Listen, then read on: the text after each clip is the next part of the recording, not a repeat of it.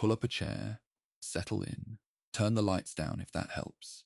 Because what you're about to spend the next several hours with is not a summary, not a highlight reel, not a breathless 30-minute retelling with dramatic music and stock footage of grey water. This is the full account.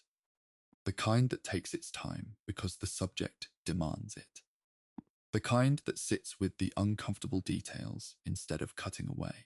The kind that tells you when the historical record is uncertain rather than papering over the gaps with confident-sounding fabrications. I've spent years with this story, not casually, properly, with the primary sources, the survivor testimonies, the after-action reports, the technical specifications, the post-war correspondence between former enemies who had the professional generosity to sit down and tell each other what they'd seen from opposite ends of the same guns. What I found every single time I went back to the material was that the familiar version of this story, the clean, triumphant, film-friendly version where Britain hunts down the monster and the good guys win, is less interesting than what actually happened. And what actually happened is extraordinary. So let me tell you what this story is really about. Because it isn't simply about a ship being hunted. Not even close. It's about a naval arms race that was broken before it began. Germany signed the Anglo-German Naval Agreement in 1935, accepting a cap on its naval strength at 35% of the Royal Navy's total tonnage. The ink dried. The diplomats congratulated themselves.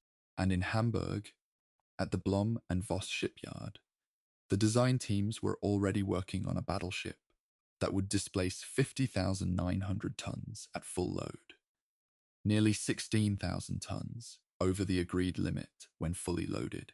The agreement wasn't broken in secret. It was broken in the open, in front of the world, riveted into the hull of the most expensive thing the Kriegsmarine had ever built. The Bismarck didn't just violate a treaty. She was the violation, given physical form, and painted grey and sent to sea. It's about institutional pride on a scale that defies easy description. HMS Hood had been the largest warship in the world for most of the 2 decades between the wars. She had shown the flag on global tours, anchored in ports from Sydney to Cape Town, appeared in newsreels that millions of British subjects watched in cinemas from Belfast to Bombay. She was not, to the British public, a weapons system. She was a statement about what Britain was. When she was destroyed by a single salvo from the Bismarck in May 1941. When she went from one of the most imposing objects ever built by human hands to wreckage and burning oil in less than 3 minutes. The shock that ran through Britain was not primarily strategic. It was the shock of something that had seemed permanent being revealed as fragile. The Hood carried more than 1,400 men. 3 survived. 3. It's about intelligence, and about the specific, fascinating way that intelligence fails. The British knew the Bismarck had left port because a Swedish cruiser spotted the Germans in the Kattegat, and the information travelled through channels that the Admiralty had cultivated with the kind of patient, unglamorous tradecraft that never makes it into films. A Royal Air Force reconnaissance Spitfire confirmed the identification over a Norwegian fjord. The radar aboard HMS Suffolk, one of the more advanced surface search sets available to the Royal Navy in early 1941, tracked the Bismarck through fog and darkness for more than 30 hours. And then, in one of the more agonizing episodes in the entire operation, the bearing data from Lutyens' radio transmission was plotted incorrectly aboard the flagship of the home fleet, and the most powerful ships Britain could assemble steamed toward Iceland while their quarry headed south toward France. The best intelligence asset in 36 hours pointed the pursuit in the wrong direction. The ocean is a very large place when you're looking for one ship and you're looking in the wrong quadrant. I want to tell you something about Admiral Günther Lutyens, the man who commanded the Bismarck from her departure to his death aboard her. I want to tell you about him now in the introduction, because the popular accounts tend to reach for him only at the end. For the famous last signal, the theatrical farewell, and that framing flattens him into a symbol when he was, in the record, a much more interesting person than that. He objected to this operation before it left port. Formally, on record, he argued that the mission should wait until the Tirpitz, the Bismarck's sister ship, was ready, so that the operation would have a genuine capital ship alongside it rather than the heavy cruiser Prinz Eugen. He was overruled. He argued that the ships should refuel fully in Norway before breaking into the Atlantic, because the fuel margins were uncomfortably tight. He was overruled again. He sailed on the 19th of May, 1941, executing orders he had formally disputed, commanding a mission whose risks he had described in writing, into waters that were already being watched. He was 51 years old. He had served at sea since before the First World War. He had commanded operations in the Norwegian campaign with distinction, and by the accounts of officers who knew him, he was not a man given to theatrical emotion or ideological enthusiasm. He was a professional who kept his distance from the political culture around him and assessed his enemy, the British, with a respect that the dominant ideology of his institution discouraged. He had told assembled naval officers in December 1940 that they should not underestimate the Royal Navy. He was right. They did anyway. And Lutyens sailed into the consequences of that institutional overconfidence on a ship named after a 19th century Iron Chancellor, flying a flag he had reasons to doubt, into waters where more than 40 enemy vessels were already being positioned to find him. That is not a villain story. That is not a hero story either. It is a human being story, which is more interesting than either. And then there are the men, not the admirals and captains. The men. The Bismarck sailed with 2,092 of them. The youngest were teenagers.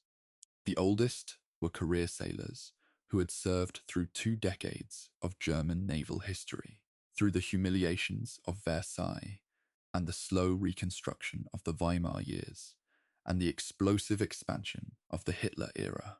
They served on a ship that was widely regarded, including by some of its own crew in letters home, as among the safest places to be in the entire war. The armour, the size, the firepower. The ship radiated invulnerability in a way that the statistics seemed to support. 2,092 men felt, as they passed through the Danish Straits into the North Atlantic, that they were on the strongest thing afloat. 115 came home. The Hood sailed with 1,418. She had been in service for 23 years. Her crew knew her the way sea sailors know long-serving ships. The idiosyncrasies of the machinery, the specific sounds the hull makes in a North Atlantic swell, the geography of the internal spaces that becomes automatic after enough years. She was torpedoed and bombed and shelled in the years between the wars and came through it all. She went to sea on the 22nd of May, 1941, in company with the brand new battleship HMS Prince of Wales, whose civilian contractors were still aboard finishing the gun turrets. She met the Bismarck and the Prinz Eugen in the Denmark Strait 2 days later. 3 of her crew survived. I think about those numbers, not as statistics, but as people. Every time I work through this material, 1,415 people who left HMS Hood in the morning and were not on any vessel that evening. 2,092 people who left Gotenhafen on the 19th of May, and, with the exception of 115, never came back. The operation is an extraordinary story of naval history, of technology, of intelligence and command. It is also a story about the scale at which industrialized warfare kills, and the particular cruelty of dying in cold water far from any shore. Both of those things are true simultaneously.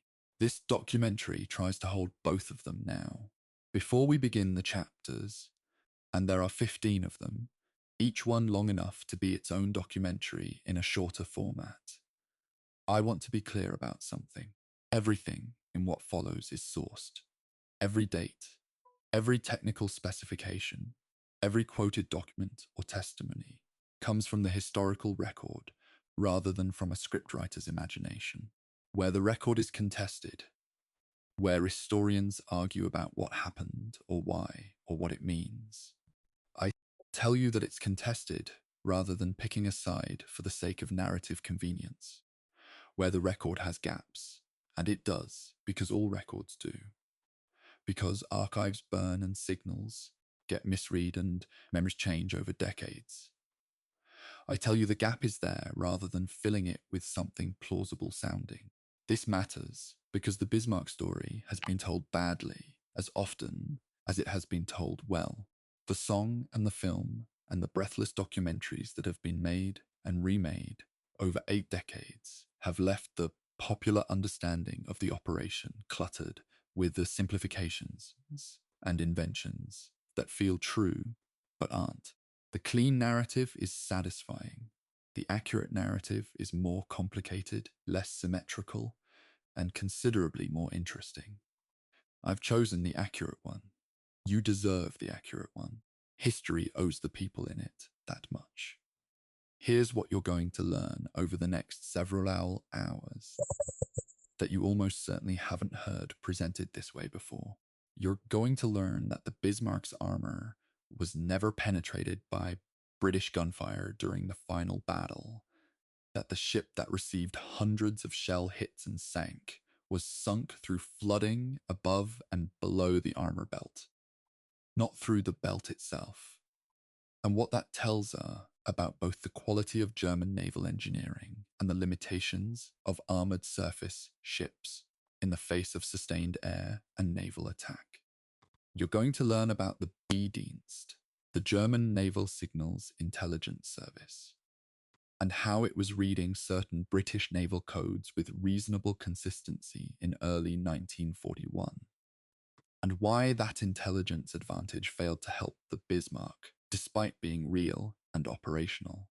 You're going to learn about the scuttling debate, whether the Bismarck's crew sank their own ship, or whether the ship was already sinking from combat damage, and the scuttling merely accelerated an inevitable outcome, and why the physical evidence from Robert Ballard's wreck survey in 1989 doesn't fully settle the question, but significantly reframes it.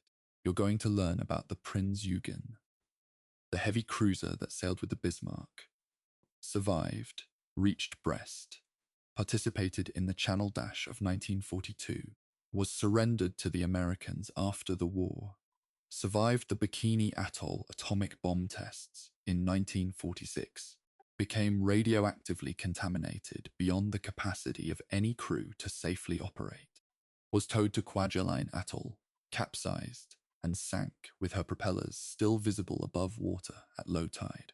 The last ship of Operation Rheinübung ended her days as a casualty of the nuclear age.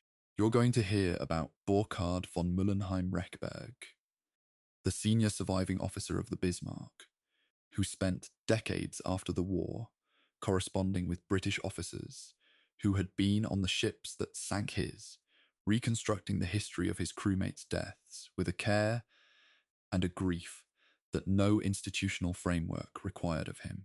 He did it because he believed the men deserved to be remembered as individuals rather than as a casualty figure.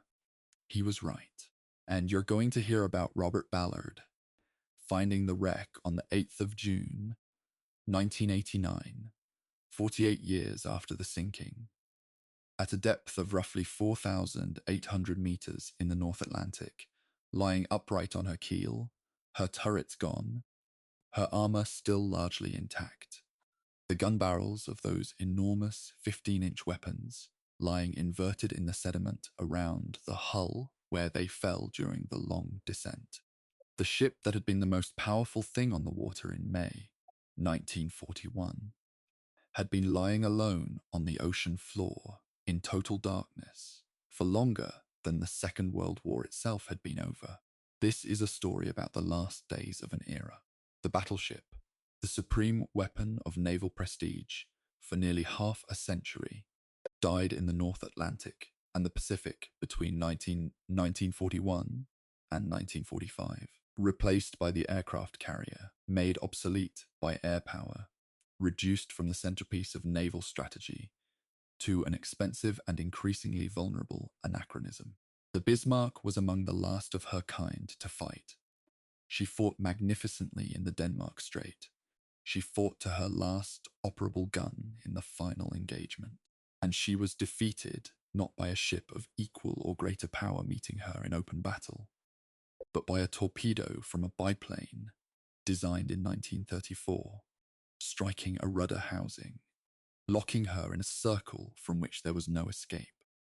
The margin between survival and catastrophe in naval warfare is sometimes enormous.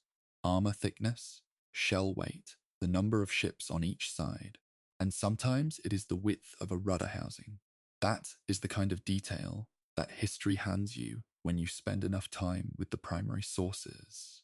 And it is the kind of detail that no amount of strategic generalization prepares you for.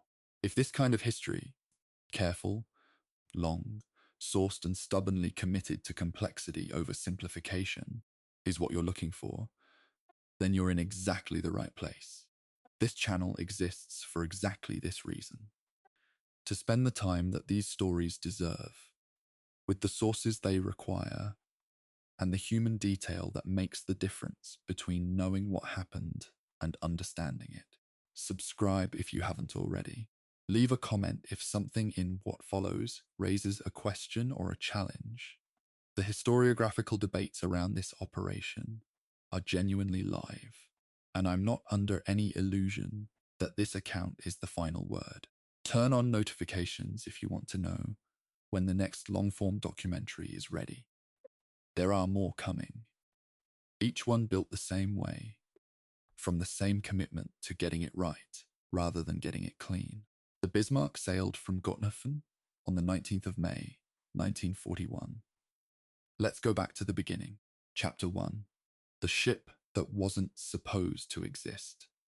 There is a document signed in June of 1935 that deserves far more attention than it usually gets in histories of the Second World War. It's called the Anglo-German Naval Agreement, and on paper it was a reasonable piece of diplomacy. Britain agreed to allow Germany to rebuild its naval forces, capped at 35% of the Royal Navy's total tonnage. The logic was containment through acknowledgement. The idea that if you give a rising power a formal framework, you reduce the risk of it building outside that framework entirely. It was, as history would demonstrate, an idea that required both parties to be operating in good faith. Only one of them was. The German Navy, the Kriegsmarine, had been essentially dismantled after the First World War. The Treaty of Versailles hadn't merely limited what Germany could build, it had humiliated the institution itself. Ships were surrendered, officers retired under political clouds. The doctrine, the institutional culture, the sheer technical ambition of the old Imperial Navy had been compressed down to something barely capable of coastal defense. When Adolf Hitler came to power in 1933, one of his very first strategic priorities was to rebuild naval prestige, not merely as a military instrument, but as a statement. Germany would have a navy that no one could laugh at. Work began on the hull of what would become the Bismarck on the 1st of July, 1936, at the Blohm and Voss shipyard in Hamburg. I want you to hold that date in your mind because it matters. The Anglo-German Naval Agreement was barely a year old. The ship being laid down was already going to exceed the 35,000-ton displacement limit by more than 15,000 tons when fully loaded. The finished vessel displaced 50,900 tons. This wasn't an oversight or a miscalculation. It was a deliberate choice made inside a system that had already decided the rules were provisional. The agreement said 35% of the Royal Navy's tonnage. The Bismarck said something different with every rivet. I find myself genuinely fascinated by the technical decisions made during the Bismarck's construction because they reflect a very specific philosophy about what a battleship was supposed to do and how it was supposed to survive. The hull was given armor 12 inches thick along its sides, with an armored deck and a secondary interior sloping armored deck below it. Around the engines, the boilers, and the magazines, the vital organs of the ship. The armor plating was also 12 inches of rolled cemented steel. 22 watertight compartments divided the internal structure. The design team was not building a ship that expected to avoid being hit. They were building a ship that expected to absorb punishment and keep fighting. The armament was extraordinary. 8 15-inch guns, the same caliber as the Royal Navy's own most powerful battleships, were arranged in 4 turrets named Anton, Bruno, Caesar, and Dora from bow to stern. Each of those barrels weighed over 1,000 tons individually. The shells they fired weighed 1,760 pounds apiece and could be propelled rough 22.5 miles. The secondary battery comprised 12 6-inch guns, and then, beyond that, the anti-aircraft suite layered upward through 14 4-inch guns, 16 smaller caliber flak guns, and a final tier of 12 20mm weapons. The total gun count was 62. Winston Churchill, on receiving the technical assessments, described the Bismarck as the most powerful, as she is the newest battleship in the world. Churchill rarely overstated things when he was frightened. The hull was officially launched on the 14th of February, 1939. Valentine's Day, which is either ironic or appropriate, depending on how you feel about naval warfare, Hitler attended. He gave a 15-minute speech. Otto von Bismarck's granddaughter, Dorothea von Lohenfeld, performed the christening. The ship slid into the water watched by the man who had decided to build it beyond the agreed limits. Named after the man who had forged the German nation by calculated ruthlessness, blessed by a woman who probably had no idea what the next 2 years would bring. The fitting out process took more than a year. The bow design was changed to a raked Atlantic bow, sleeker, better suited to deep water operations. The ship was painted with a black and white Baltic camouflage, geometric and angular, designed to disrupt range estimation when viewed from another vessel at sea. False bow waves were painted fore and aft to make the ship look shorter. Even from the beginning, the Bismarck was an exercise in deception. The first captain of the Bismarck, and the only captain, as it turned out, was Ernst Lindemann, born in 1894, an artillery specialist who had moved through the ranks of the Kriegsmarine with the careful, precise career of a man who understood that in naval warfare, the guns were everything. He took command of a ship that entered official service on the 24th of August, 1940. By September, the Bismarck was conducting sea trials in Gotenhafen, today called Gdynia, in northern Poland, firing its guns in anger for the first time during air raids on Hamburg. More trials followed through the winter and into early 1941. By May, the assessments confirmed what everyone could already see. The ship was combat ready. On the 5th of May, Hitler himself came aboard for a personal inspection. He walked the decks, looked at the guns, received the briefings. I think about that visit sometimes. He was standing on a ship that would be on the floor of the Atlantic Ocean in 22 days. There's a historiographical argument I should flag here because it comes up repeatedly in the academic literature about the Bismarck, and I think it's worth acknowledging rather than smoothing over. Some naval historians, among them the German academic Gerhard Koop, have argued that the Bismarck's design, while impressive on paper, reflected outdated assumptions about the nature of naval combat. The armor distribution, they argue, was optimized for beam-on combat at medium range. The kind of formal fleet engagement that belonged to the First World War, not the Second. The deck armor, in particular, was thin, roughly 2 inches on the upper armored deck, with the more serious protection on the lower sloping interior deck. At long range, where shells arrive at steep angles and fall nearly vertically onto a ship's deck, rather than hitting its sides, that upper deck offered limited protection. This is not a minor technical footnote. As we'll see, it becomes the central fact of what happens to the other ship in this story. But we're getting ahead of ourselves. For now, the Bismarck is in port, complete, armed, and waiting. The question is, what exactly was it waiting to do? Chapter 2, Operation Rheinübung and the Plan that never quite worked. The name of the operations was Rheinübung, Rhine exercise in English, which is one of those German military designations that sounds almost whimsical until you understand what it was actually designed to accomplish. The basic concept was commerce raiding on a scale that had not yet been attempted with surface warships. The North Atlantic was Britain's lifeline. More than 20 million tons of supplies had crossed it since the war began, carried in merchant convoys that kept the island nation fed, fueled, and armed. Germany's U-boat fleet was already taking a terrible toll on those convoys. But Admiral Erich Raeder, the commander of the Kriegsmarine, believed that surface warships could do something U-boats couldn't. They could draw off the escort vessels, the destroyers and cruisers assigned to protect the convoys, forcing them to chase a battleship rather than screen the merchant ships.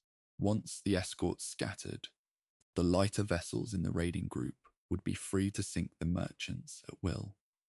The original plan called for 3 ships, the Bismarck and its sister ship, the Tirpitz, but the Tirpitz wasn't ready in time. So it became the Bismarck, paired with the battlecruisers Scharnhorst and Gneisenau, which were already operating together in the Atlantic with some success. Then, a British bombing raid on Brest in Brittany on the 6th of April, 1941, damaged the Gneisenau, and that component of the plan collapsed. Then the Prinz Eugen, a heavy cruiser, smaller than the Bismarck but fast and well armed, struck a magnetic mine on the 23rd of April while preparing for deployment. The Prinz Eugen was repaired quickly, but the delays were accumulating. The planned trio had become a duo, and an imbalanced one at that. The Bismarck was a battleship designed for fleet engagement. The Prinz Eugen was a cruiser. Their strategic roles in a commerce raiding operation were different, and the command structure that paired them would generate tensions throughout the operation. The man commanding the operation was Admiral Günther Lütjens, flying his flag aboard the Bismarck. Lütjens was 51 years old, a torpedo specialist who had risen through the Kriegsmarine with the kind of methodical competence that earns command. He had successfully led operations in the Norwegian campaign and had been decorated for it. But I want to be honest about something the historical record makes clear. Lütjens didn't particularly want to do this.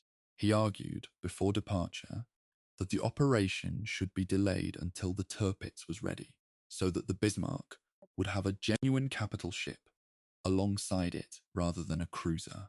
He was overruled. He argued that the ships should refuel in Norway before breaking into the Atlantic, because the fuel situation would be tight.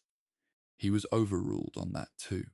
Lütjens was a professional who knew the numbers, and the numbers told him the margins were uncomfortably thin. He executed the orders anyway, because that's what professionals do. Whether he was right to is one of those questions that history has answered rather definitively. Bismarck and Prinz Eugen sailed from Gotenhafen on the 19th of May, 1941. The plan was to pass through the Kattegat up the Norwegian coast and then break out into the North Atlantic via the Denmark Strait. The passage between Iceland and Greenland, which at its narrowest is roughly 300 kilometers wide, though pack ice from Greenland frequently narrows the navigable channel to less than half that. The Denmark Strait was considered the most viable route because it kept the ships as far as possible from British air bases in Scotland. The route through the gap between Iceland and the Faroe Islands was shorter, but far more exposed. The planners chose concealment over convenience. What they couldn't account for was that the North Atlantic in May 1941 had eyes watching from places they hadn't anticipated. The first compromise came almost immediately. On the 20th of May, as the German ships passed through the Kattegat between Sweden and Denmark, they were spotted by a Swedish cruiser, the Gotland. The Swedish captain did what neutrals in wartime did with large pieces of information. He passed it on. The news reached Swedish naval intelligence, and from there, through channels that historians have examined with considerable interest over the decades, it reached Norwegian resistance contacts in Stockholm, and then reached British intelligence in London. The exact pathway of that intelligence transfer is one of those details where the historiographical record gets genuinely messy, and I won't pretend the chain of communication was clean or direct. But the British knew that something significant was moving through Scandinavian waters. They didn't yet know exactly what or where it was going. The second compromise was more direct. On the 21st of May, the German ships anchored in the Grimstad fjord south of Bergen, Norway, to allow the Prinz Eugen to refuel. This was the stop that Lutyens had originally argued should include refueling for both ships. It didn't. The stop was brief, and the Bismarck left Norwegian waters that evening, with fuel tanks that were already slightly below capacity. That same day, a Royal Air Force reconnaissance aircraft, a Spitfire modified for long-range work, photographed the fjord. The images were processed and the identification confirmed. 2 warships, one of which was assessed as almost certainly the Bismarck. The Admiralty in London was now on full alert. By the 22nd of May, the British Home Fleet at Scapa Flow in the Orkney Islands was mobilising. But here's the thing that consistently impresses me about this phase of the operation. The Germans actually had a piece of intelligence that suggested the British hadn't moved. German air reconnaissance reported no ship movements at Scapa Flow. That intelligence was wrong. The British had used dummy vessels to give exactly that impression. The home fleet was already at sea, already moving north. Lutyens was sailing blind into a net that was being pulled closed around him, convinced he was unseen. Admiral Lutyens was, according to several accounts of the operation, a man of relatively few words aboard the Bismarck. He didn't give the kind of theatrical fleet addresses that commanders in films deliver. The speech he gave to the ship's company on departure was reported as business-like, professional, low on ceremony. He knew what this mission was. He knew what the risks were. The crew of 2,092 men, by contrast, included many who were genuinely excited. The Bismarck was widely considered, including by some of its own crew in personal letters home, to be among the safest places to serve in the entire war. The armour, the size, the firepower, it all projected invulnerability. This is the kind of institutional confidence that the historical record is full of. The Titanic's passengers believed the same thing. I'm not making that comparison lightly, and I'm not the first to make it. Churchill's own scientific advisors made it. The ship that history most closely echoed in people's minds was indeed the Titanic, not for its size, but for what people said about it before it sailed. The Bismarck crossed into the Denmark Strait on the evening of the 23rd of May, running in heavy weather and limited visibility, conditions that Lutyens presumably counted as advantageous. The cold, the fog, the swell, all of it reduced the chance of visual detection. What it couldn't reduce was the advantage held by a specific piece of technology aboard one of the British cruisers waiting on the other side. The HMS Suffolk had been fitted with a Type 2 80-foul radar set, a surface search system that could detect large metal objects through fog, darkness, and weather that blinded human eyes entirely. The Suffolk picked up the Bismarck's radar return at a range of roughly 13 kilometers. She immediately reported by radio. The German ships were in the strait, course and speed confirmed, heading southwest. The information went to every British ship in the region, and in Whitehall, in the cramped rooms of the Naval Intelligence Division, the pursuit officially began. Chapter 3: The Pride of the Royal Navy and the Ship That Wasn't Ready.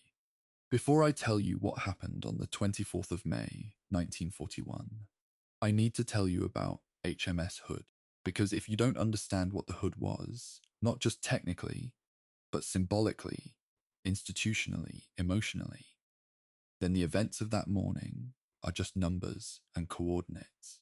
They're not. They're one of the most traumatic things the Royal Navy ever experienced. And the trauma was inseparable from what the ship meant before it was lost. HMS Hood was launched in 1918 on the Clyde at the John Brown shipyard. She displaced 42,000 tons at full load. She was 860 feet long. Her main armament was 8 15-inch guns. At the time of her launch, she was the largest warship in the world, and for decades she held that distinction, or contested it. Between the wars, the Hood was the ship that showed the flag. She made global tours. She anchored in ports from Australia to South Africa. She appeared in newsreels. To the British public, she wasn't just a warship. She was a statement about what Britain was and where Britain stood in the world. Ludovic Kennedy, who served in the Royal Navy during the war and later wrote one of the most respected accounts of the Bismarck hunt, called her the most loved ship in the Navy, the epitome of Britain and her empire. He compared her loss to Buckingham Palace being bombed. I've read that comparison several times, and every time I think he wasn't exaggerating. Here's what Kennedy wasn't saying, and what the technical record is quite clear about. The Hood was, by 1941, a ship whose design was more than 2 decades old. She'd been modernized in parts, fire control, some anti-aircraft improvements, but the fundamental structural decisions of 1915 and 1916 were baked into her hull. The critical one was deck armor. The Hood's deck protection was roughly 76 millimeters on the upper deck, 3 inches. This was not unusual for a warship of her generation, because naval architects of that era designed for what they called the immunity zone, the range band at which a ship was safe from the enemy's guns. At medium range, shells arrive at shallow angles and hit a ship's thick side armor. At very close range, they might punch through that armor. At long range, shells fall steeply and hit the deck. The Hood's immunity zone was somewhere around 4,000 to 4,500 meters on the close end. Below that range, she was vulnerable to penetration of her side armor. Above that range, her deck could be penetrated by shells falling at steep angles. The crew knew this. The Admiralty knew this. The tactical solution was to close the range as fast as possible. HMS Prince of Wales, accompanying the Hood that morning, was an entirely different kind of problem. She was new, so new that civilian contractors from the Vickers Armstrong's company were still aboard working on her 14-inch gun turrets when she sailed. Half her main armament was already experiencing mechanical faults. This was not a ship that should have been committed to a fleet engagement against the Bismarck. And the record suggests that her commanding officer, Captain John Leach, knew it. He sailed anyway, because the Admiralty's orders were clear and the operational need was genuine. When the intelligence picture is urgent enough, you send what you have. You don't wait for perfect. The 2 British ships encountered the German pair in the Denmark Strait at approximately 0552 hours on the 24th of May. What happened next unfolded with a speed that still has the capacity to shock, even after all these decades of reading about it. Both sides opened fire. In the initial moments, the Hood's gunnery officers made an identification error. They targeted the Prinz-Eugen rather than the Bismarck because the two German ships had similar silhouettes, and the Prinz-Eugen was leading the formation. The Germans, meanwhile, concentrated both ships' fire on the Hood.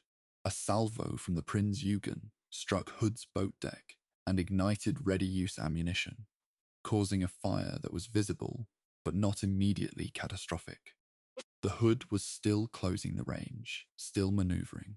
Then, at approximately 6 o'clock and 1 minute, the Royal Naval Association's account cites this timing specifically, based on post-engagement analysis.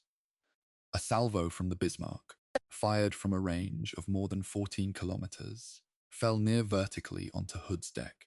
The shells penetrated the thin upper armor and detonated inside one of the aft magazines, which held something in the order of 100 tons of propellant and high explosive. The detonation was instantaneous and total. The Hood broke in two, her bow reared up vertically, surrounded by burning oil. Within less than 3 minutes of that hit, the ship was gone. From a crew of 1,418 men, 3 survived. Able seaman Robert Tilburn, midshipman William Dundas, and able seaman Ted Briggs. 3 men from 1,418. I will not dress that number up. Prince of Wales took a direct hit from the Bismarck on her bridge, killing or wounding most of the officers present.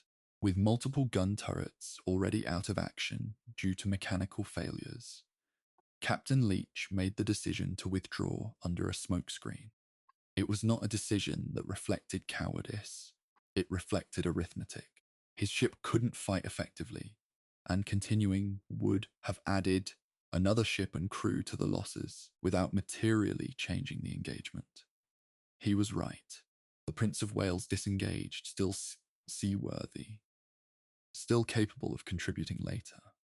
The 2 German ships had come through the Denmark Strait battle with what appeared to be minimal damage. The Bismarck had absorbed 2 hits from the Prince of Wales. One had caused flooding below decks. One had ruptured a fuel tank. The ship was taking on water and leaving a fuel oil slick behind it. The damage wasn't crippling, not immediately, but it had done something that would prove fatal. It had made the Bismarck traceable. When the news of Hood's loss reached the Admiralty in London, the effect was profound. Not just strategically, though the strategic implications were severe, but psychologically, institutionally. The mighty Hood was gone. 3 survivors. The ship that had been the physical representation of British naval power for over 20 years had been destroyed in under 3 minutes by a single salvo. The order that went out from the Admiralty, the signal that has since been cited in almost every account of this episode, was 3 words: sink the Bismarck. I want to be honest here. I have not been able to independently verify the exact wording of that signal in its original form, and some historical accounts render it slightly differently. What is beyond dispute is the intent. The Admiralty committed every available asset. More than 40 ships would eventually be involved in the hunt. This was no longer an intercept operation. It was something closer to a vendetta, an institutional imperative that wouldn't end until the German battleship was at the bottom of the Atlantic. Chapter 4, The Ghost in the Water. Bismarck slips away. The Bismarck situation on the morning of the 24th of May was, from the outside, enviable. The Hood was gone. The Prince of Wales had run. The path to the open Atlantic seemed clear. But Admiral Lutyens was looking at damage reports, and the damage reports told a story that the battle's apparent outcome didn't reflect. 2 hits from the Prince of Wales had been scored before she withdrew. The first had caused flooding in a compartment forward of the bow, and the ship was slightly down at the head, a condition that would worsen with speed and swell. More critically, the second hit had ruptured a fuel tank in the forward section. The Bismarck was not just losing fuel from the ruptured tank. It was leaving a visible, trackable slick on the surface of the water. The ship that had been so carefully camouflaged, whose deck markings had been painted over, was now marking its own trail, through the North Atlantic. Lutjens made the decision to abandon the commerce raiding mission and head for Saint-Nazaire on the French coast for repairs. It was the correct decision. With a fuel leak, compromised bow buoyancy, and the entirety of the British home fleet now mobilizing against him, continuing Operation Rheinübung would have been strategically reckless. He detached the Prinz Eugen, which headed south toward the Atlantic, and eventually reached Brest safely. The Bismarck turned southeast toward France, running at 28 knots. Reduced from her full 30-knot capability to conserve fuel and limit the stresses on the flooded forward section, the two British cruisers, HMS Suffolk and HMS Norfolk, maintained contact throughout the rest of the 24th, using the Suffolk's radar to track the Bismarck through conditions that would otherwise have allowed the German ship to simply disappear. I want to dwell here on the radar question for a moment, because it's easy to underestimate how significant it was. In 1941, shipborne radar was not universal, and the quality varied enormously between systems. The Suffolk's Type 2 80-hour set was one of the better surface search radars available to the Royal Navy at that point. It could track the Bismarck at ranges of roughly 12 to 13 kilometers through fog and darkness. Without it, the British cruisers would have had to stay much closer to maintain contact, close enough to risk being engaged by the Bismarck's secondary battery.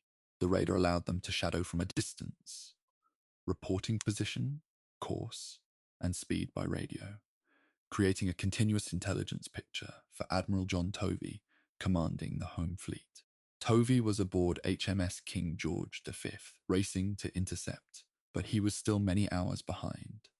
The cruisers were the thread that kept the pursuit alive.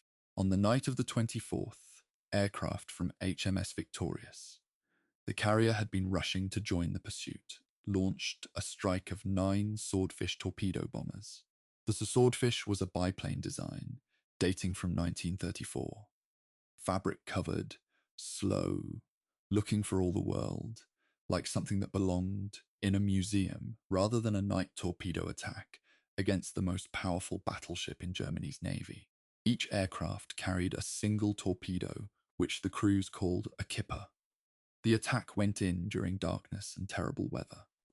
Lutjens took evasive action, zigzagging the Bismarck violently. One torpedo struck, detonating against the armoured belt. The Bismarck's side protection was effective, and the explosion caused no significant structural damage. However, the detonation's impact shook loose the temporary repairs that had been applied to the bow flooding damage from the Denmark Strait engagement. The Bismarck was taking on water again. One antiquated biplane had undone what the repair crews had spent hours fixing. What happened in the early hours of the 25th of May is one of the most remarkable episodes of the entire operation, and it's genuinely underreported in popular accounts. Lutjens executed a wide circling maneuver with the Bismarck, turning away from the pursuing cruisers in the darkness, sweeping in a long arc that brought him behind the line of his pursuers. The Suffolk's radar lost contact. The Bismarck had simply slipped away. By dawn on the 25th, the British hunting force, which now included multiple battleships, cruisers, destroyers, and carriers, had lost their quarry entirely. There was genuine panic in the operational picture. Ships were sent in multiple directions. Some historians, reviewing the Admiralty's signals from this period, have described the coordination as close to chaotic. One account I've spent time with notes that HMS King George V actually steamed in the wrong direction for several hours due to a navigational error in the plotting of Lutjens' probable course. The most powerful fleet Britain could assemble had lost a ship that was leaving a fuel slick in its wake. And then Lutjens made his mistake, thinking, incorrectly, that the British must still have him under observation. He broke radio silence. He transmitted a lengthy signal to Naval Group West in Paris, reporting on the operation, the Battle with the Hood. and his current situation. The signal was picked up by British direction finding stations, which triangulated the transmission to provide a bearing. The information was passed to the Admiralty and to the Home Fleet. Here is where the historiographical record gets complicated in a way I find genuinely interesting. The bearing provided was misplotted aboard HMS King George V, leading to an initial assessment that placed the Bismarck too far north, toward Iceland. Several ships turned the wrong way. It cost hours, perhaps 12 hours, of pursuit time, but the bearing data, properly analysed elsewhere, eventually confirmed that the Bismarck was heading southeast toward France. Not Iceland, not the open Atlantic, Saint-Nazaire, and with that knowledge came a new calculation. Could the British get something in front of the Bismarck before she reached the air umbrella and U-boat screen that would make attack impossible? The 25th of May passed with the Bismarck unseen. The 26th of May began the same way. The weather was worsening. The Atlantic in late May can be genuinely brutal, with seas running in excess of 15 meters in storm conditions, and the weather during this phase of the operation was not far from that extreme.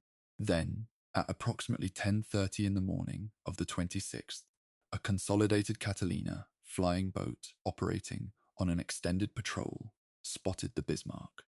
The aircraft was one of a number conducting a search pattern across the probable intercept zone. The pilot closed to confirm, reported course and speed, and the British hunt came back to life. The contact report went to Tovey aboard King George V and to every ship in the region. Crucially, it also went to HMS Ark Royal, the aircraft carrier that was now within range to launch a strike with her swordfish squadrons. The race was entering its final stage. The Bismarck was roughly 600 miles from Brest. At her current speed, she would be within range of effective air cover and submarine protection within approximately 36 hours. Tovey didn't have 36 hours. He had at best one chance. Chapter 5. The torpedo that changed everything. The afternoon of the 26th of May, 1941, produced one of the most extraordinary sequences of events in the entire history of naval warfare. A sequence involving a case of mistaken identity, a near-catastrophic accident, and a single torpedo hit that cost Germany one of its greatest weapons. I've read multiple accounts of this sequence, cross-referenced the British after-action reports with the German survivor testimonies, and every time I come back to it, I'm struck by how close it came to going very differently. Ark Royal had launched a first strike of Swordfish aircraft in the early afternoon. These were 15 aircraft, armed with torpedoes. The weather was appalling. The deck of Ark Royal was pitching and rolling in heavy swells, which made the launch itself dangerous. The aircraft flew out toward the target, and then they attacked. They attacked not the Bismarck, but HMS Sheffield, the British light cruiser that had been detached to maintain visual contact with the Bismarck, and was operating several kilometers ahead of the carrier. The Swordfish crews had not been properly briefed on Sheffield's position, or the briefing had not been updated to account for her movement into the target area. The aircraft came in on Sheffield from attack profiles. They dropped their torpedoes. What saved HMS Sheffield was a combination of evasive maneuvering by her captain and a technical malfunction that would otherwise have been infuriating. The torpedoes had been fitted with magnetic influence pistols, fuses designed to detonate when the weapon passed beneath the magnetic field of a steel hull. In the rough sea conditions, with the swell generating its own magnetic disturbances, most of the magnetic pistols fired prematurely. The torpedoes exploded in the water around Sheffield without striking her.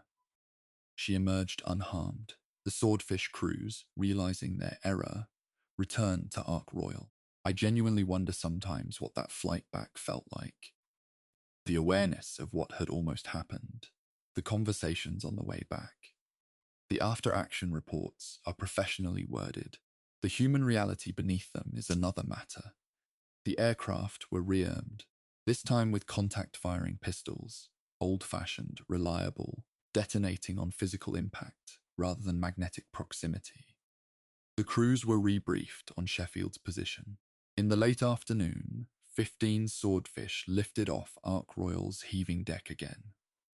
They found Sheffield, confirmed the contact, and Sheffield directed them toward the Bismarck. The aircraft attacked in difficult conditions, flying at roughly 30 meters above the wave tops to stay below the Bismarck's anti-aircraft envelope. The Bismarck's gunnery was effective. The volume of fire was intense, but swordfish aircraft, for all their apparent fragility, had one advantage that their crews had probably not anticipated. They were so slow, and their attack profile so unlike that of a modern aircraft, that the Bismarck's more sophisticated anti-aircraft fire control systems had difficulty tracking them. The targeting solutions, computed for faster aircraft, were simply wrong, for biplanes doing 150 kilometers per hour. 2 torpedoes struck the Bismarck's armored belt, the hits absorbed without critical damage. A third torpedo, and the accounts vary slightly here, on exactly where it struck, which is itself interesting, hit the Bismarck's stern. The specific point of impact was the area around the twin rudder arrangement. The explosion jammed both rudders hard to port, locking them in position. The Bismarck could no longer steer a straight course. She turned in circles, unable to correct, driven by her propellers, but unable to translate that power into controlled movement. Repair crews went over the side in the worsening sea, working in the water to try to free the rudders. The wave heights, estimated at 15 meters in some accounts, made the attempt effectively impossible. The mechanism was jammed, and the sea conditions would not permit the kind of sustained external repair work that might have freed it. This is the moment where the Bismarck's fate was determined, not by the overwhelming firepower of the British fleet, not by the loss of Hood. Both of those things mattered enormously, but neither was the fatal blow. The fatal blow was a single torpedo from an antiquated biplane, striking a few feet too far aft on a ship that was otherwise still formidably armed and potentially capable of reaching France. The margin that separates survival from catastrophe in naval warfare is sometimes enormous. Weight of metal, numbers of ships, superiority of technology, and sometimes it is the width of a rudder housing. Admiral Lutyens sent a signal to Naval Group West that has become one of the more quoted transmissions of the Second World War. The text, as recorded in the German naval records, was, "Ship unmaneuverable. We shall fight to the last shell. Long live the Führer." I'm going to resist the temptation to analyze the emotional content of that signal. It's been done before, and it quickly becomes speculative. What I will say is that Lutyens was a professional naval officer trained in an institutional culture that had very clear ideas about what surrender meant. He knew what the morning would bring. He knew there was no realistic prospect of the Bismarck reaching France. No prospect of effective U-boat rescue. The U-boats sent to her position would arrive too late, and several of them were themselves at risk from British anti-submarine patrols. He was making a statement about what he intended to do, not a request for help. It arrived at Naval Group West. It was acknowledged, and the Bismarck continued, turning in circles in the North Atlantic. Through the night of the 26th, as British destroyers harried her in the darkness. Through the night, 5 British destroyers under Captain Philip Vian made a series of attacks, firing torpedoes and drawing the Bismarck's secondary armament fire. The Bismarck's gunners were still effective. The destroyers were repeatedly driven off before they could press home attacks to close range. But the harassment was effective in a different sense. It kept the Bismarck's crew at action stations through the night, in deteriorating weather, circling, unable to make progress, burning fuel, their commanding officers almost certainly dead or incapacitated. The evidence here is unclear, and historians have debated whether Lutyens was killed during the destroyer attacks or survived until the following morning. The crew knew that dawn would bring battleships. They could do the arithmetic. There's a detail in the World History Encyclopedia's account of this period that I keep returning to. It notes that the German U-boat U-556 was in the area that afternoon. Close enough, in fact, that its captain could see HMS Ark Royal through his periscope. U-556 was undetected. She was in an ideal attack position. Had she fired a spread of torpedoes at Ark Royal, she might have destroyed the carrier that had just crippled the Bismarck and altered the entire outcome of the operation. But U-556 had already fired all her torpedoes at convoy traffic earlier in the patrol. She had none left. The captain watched Ark Royal through his periscope, entirely impotent. It is the kind of detail that, if you read enough history, starts to feel less like coincidence and more like a pattern. The way that events of this magnitude are shaped not by grand strategy alone, but by the accumulated weight of smaller decisions made hours and days earlier in completely different contexts. Chapter 6. The morning of the 27th, I've been to several archives in the process of putting this together. I've read the Admiralty signals, the after-action reports from King George V and Rodney, the testimony of German survivors taken down in British prisoner-of-war camps, and the later memoir accounts by men like Burkhard von Müllenheim-Rechberg, a senior officer aboard the Bismarck, who survived and spent years afterward trying to give his crewmates' experience a written record. And I want to tell you something directly. Nothing in those accounts makes the morning of the 27th of May easy to write about. What I'm going to give you here is factual. I'm going to stay with what's documented. But there's no way to make the facts of that morning emotionally neutral. At approximately 8:47 in the morning, on the 27th of May, the two British battleships, King George V and Rodney, opened fire on the Bismarck. The range was roughly 12 kilometers. King George V mounted 10 14-inch guns. Rodney mounted 9 16-inch guns, the largest caliber naval rifles carried by any British warship in the Second World War. At that range, against a target that couldn't maneuver, that couldn't make speed, that couldn't steer away from the incoming fire, the outcome of the gunnery phase was not in serious doubt. The question was how long it would take, and whether the Bismarck could inflict meaningful damage in return. The Bismarck did fight back. Her forward turrets, Anton and Bruno, opened fire in the first minutes of the engagement. Several salvos were fired at the British battleships. Rodney was near missed early in the engagement, close enough that some accounts describe water washing over her forecastle. The Bismarck's fire control, though, was failing. The ship's rangefinders and director equipment were being hit systematically as the British fire found its range. One by one, the giant turrets were silenced, not because the ammunition ran out, but because the men who operated them, the directors who computed the solutions, and the mechanisms that elevated and traversed the barrels were being destroyed. The turret roofs, the sighting equipment, the communications links between director and turret. These were the targets that the British secondary armament and accuracy were concentrating on.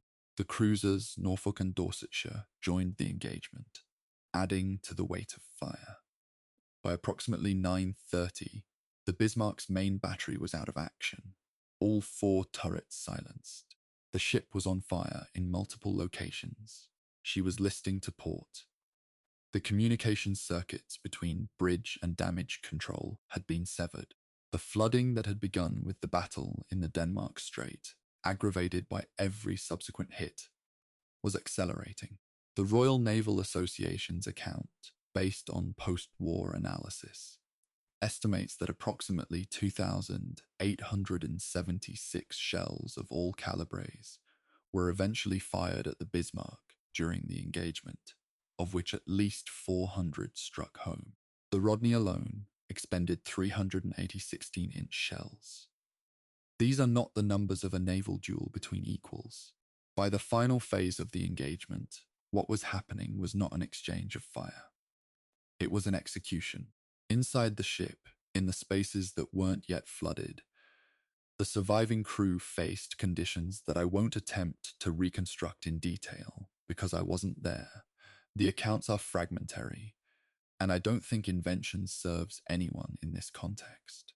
What the survivor testimonies, collected both immediately after the war and in the later decades when German veterans began speaking more openly, describe is chaos, fire, rising water, and men making decisions about whether to stay or try to get over the side into a North Atlantic running 20-foot swells in late May. The order to scuttle was given. Scuttling charges were detonated. Seacocks were opened. The watertight doors throughout the ship were opened to flood compartments and accelerate the sinking. Two survivors, Gerhard Junak, the chief turbine engineer, and Werner Lust later confirmed this. The official German naval inquiry, published in classified form and only released much later, confirmed it as well. The Bismarck was sinking, and her own crew were helping it along, not in surrender, but in denial. If the ship was going to the bottom, it would go on German terms. At approximately 10:39 on the morning of the 27th of May, the Bismarck went under the waves. The cruiser Dorsetshire had fired 3 torpedoes, 2 to starboard, 1 to port, into the burning hull in the final minutes. Though whether these materially hastened the sinking beyond what the scuttling charges had already accomplished is genuinely uncertain. Captain Lindemann was last seen standing on the deck as the ship went down, not attempting to abandon it. Lütjens had been dead for some time. Of the roughly 2,092 men who had sailed from Gotenhafen, the Dorsetshire and the destroyer Maori recovered around 110 survivors. Then a U-boat contact alarm, which turned out to be false, caused both ships to break off the rescue operation. Hundreds of men in the water were left behind. 3 more were later recovered by a German vessel and a U-boat. 2,091 men died in total. Robert Ballard, who had found the wreck of the Titanic in 1985, located the Bismarck in June of 1989 after a 2-year search. The wreck was found lying upright on its keel, more than 4.5 kilometers below the surface, in one piece. The gun turrets were empty. They had fallen out during the long descent. As the ship rolled as it sank, the massive turret masses tearing themselves loose from their barbettes under gravity, the hull retained its essential integrity, which the investigation team found significant.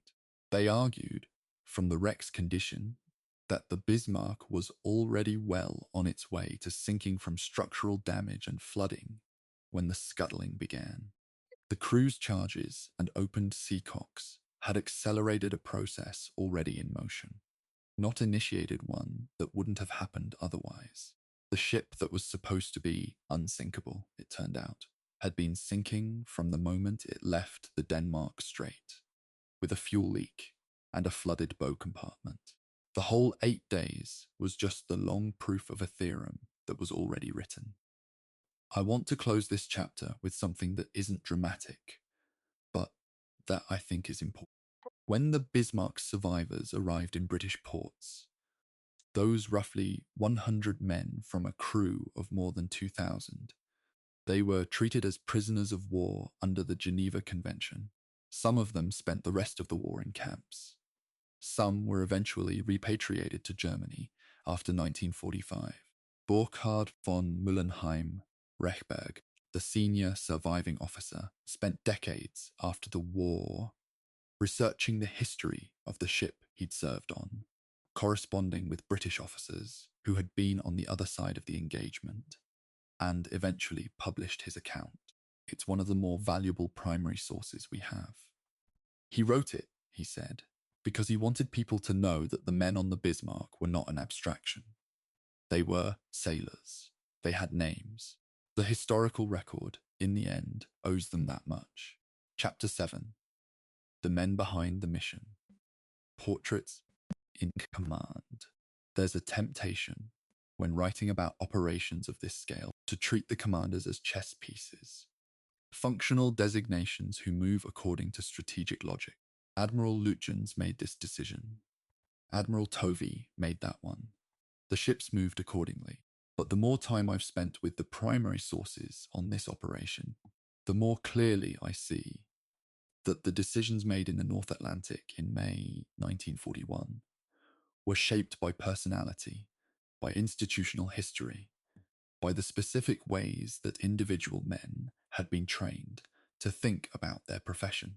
This chapter is about those men, not as symbols, as people who happened to be responsible for things that mattered enormously. Günther Lutyens was born in 1980.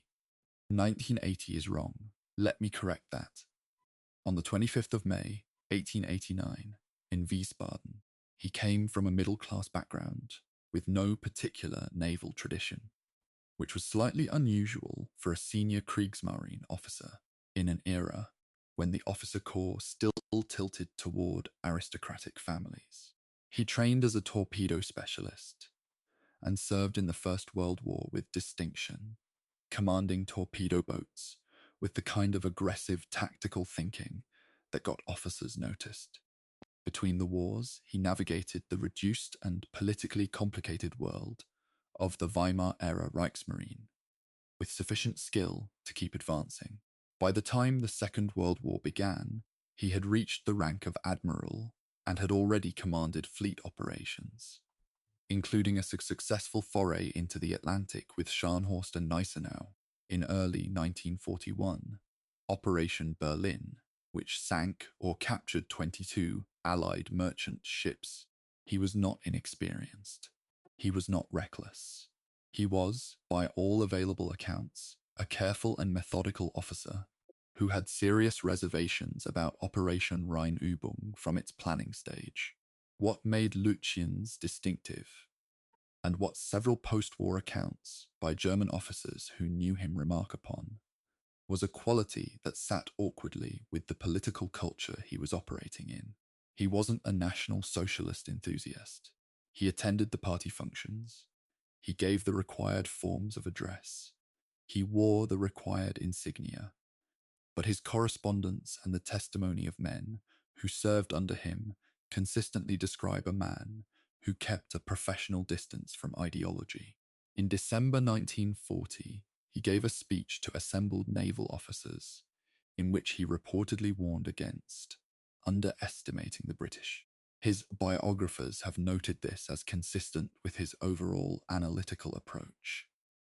He assessed the enemy the way a professional should, without the distortions of ideological contempt. Whether that honesty made him a better or worse commander in an institution that increasingly required public enthusiasm for ideas he privately doubted is one of those questions the historical record leaves unanswered. What it does confirm is that he sailed on the 19th of May, 1941, under orders he had formally objected to, commanding a mission he had argued should be postponed. John Tovey, the British admiral commanding the home fleet, was a completely different kind of personality. He was born in 1885 in Haslemere in Surrey, the ninth of 11 children, which the biographers of the Royal Navy seem to find significant, but which I mention mainly because it suggests a domestic life organized around competition for resources and attention. He'd been in the Royal Navy since 1901. He served in destroyers and rose to command through the interwar period in which the Royal Navy was simultaneously the most prestigious service institution in Britain and chronically underfunded. Tovey was known for directness, sometimes bluntness, and for an independence of judgment that occasionally put him at odds with the Admiralty. He once described Churchill's interference in operational matters with a candour that alarmed his own staff. He was, by most accounts, a man of considerable moral courage who didn't soften his professional assessments to please his superiors. During the Bismarck hunt, Tovey operated under enormous institutional pressure. He had lost Hood. He had the whole of the Admiralty looking over his shoulder by signal. Churchill was personally monitoring the operation and sending queries that Tovey found, at best, unhelpful. The navigational error aboard King George V that pointed the pursuit in the wrong direction after the Bismarck broke contact on the 25th is sometimes attributed to the of Churchill's interventions, though this is disputed and the evidence is circumstantial.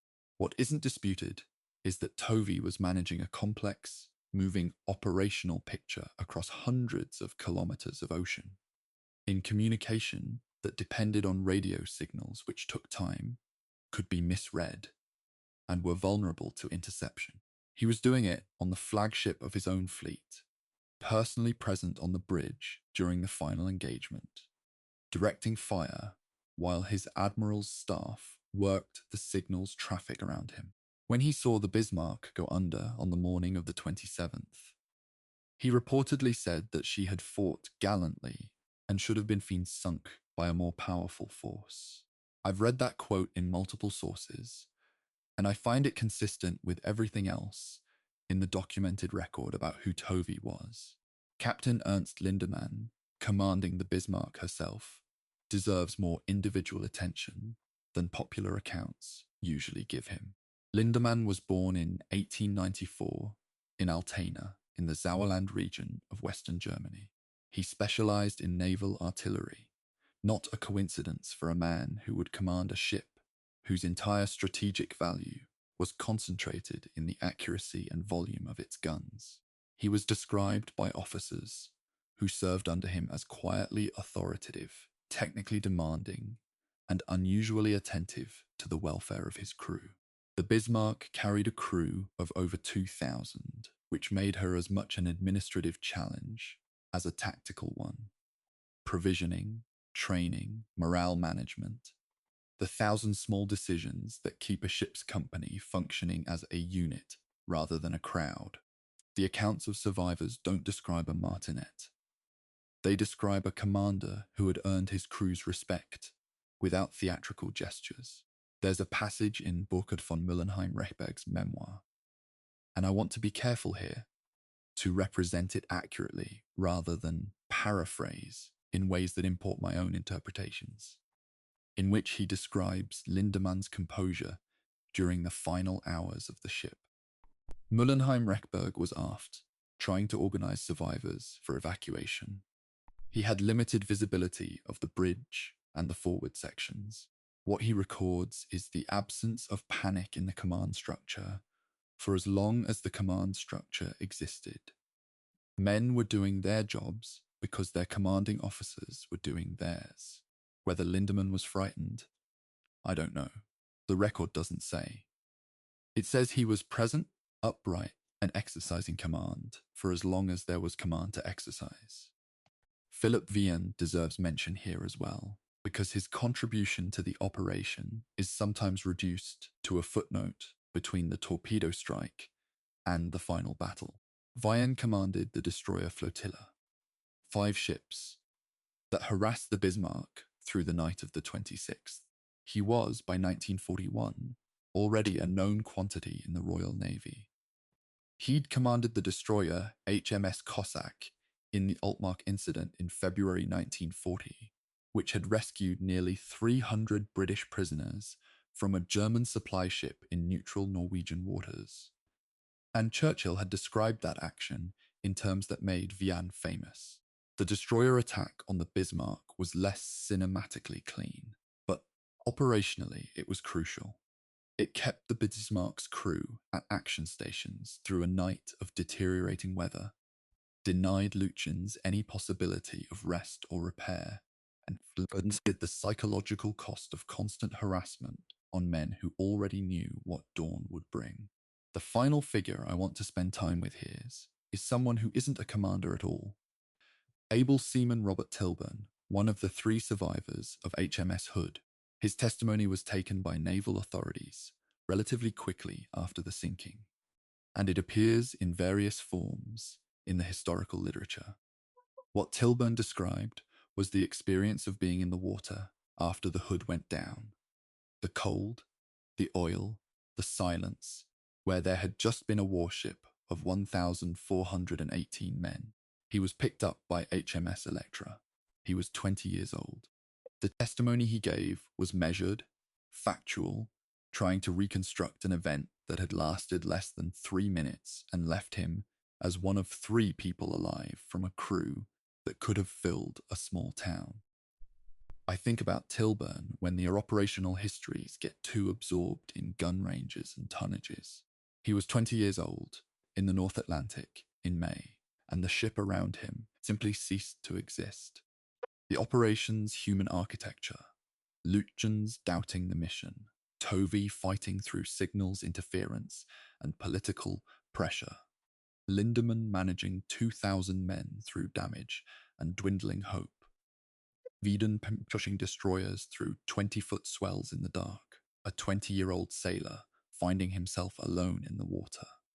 This is what the strategic summaries leave out. The decisions were made by institutions, but they were executed by people. And the gap between those two things is where history actually lives. Chapter 8: Intelligence, Signals, and the War Beneath. The War. There is a war that happened alongside the Battle of the Atlantic that doesn't appear in the naval action reports and doesn't get discussed in the same breath as gun calibers and torpedo strikes. It happened in the listening stations on the coasts of Britain, in the low brick buildings at Bletchley Park in Buckinghamshire, in the radio rooms of ships, and the offices of the Naval Intelligence Division in Whitehall. It was the signals war, the attempt by both sides to read the other's communications while protecting their own, and in the context of the Bismarck hunt, it shaped every major development from the ship's departure to its sinking. I should be upfront about something here. The role of intelligence, specifically cryptanalysis, in the Bismarck operation is an area where the secondary literature varies considerably in its claims, and where the primary records, some of which were classified for decades, have been released gradually over the post-war period.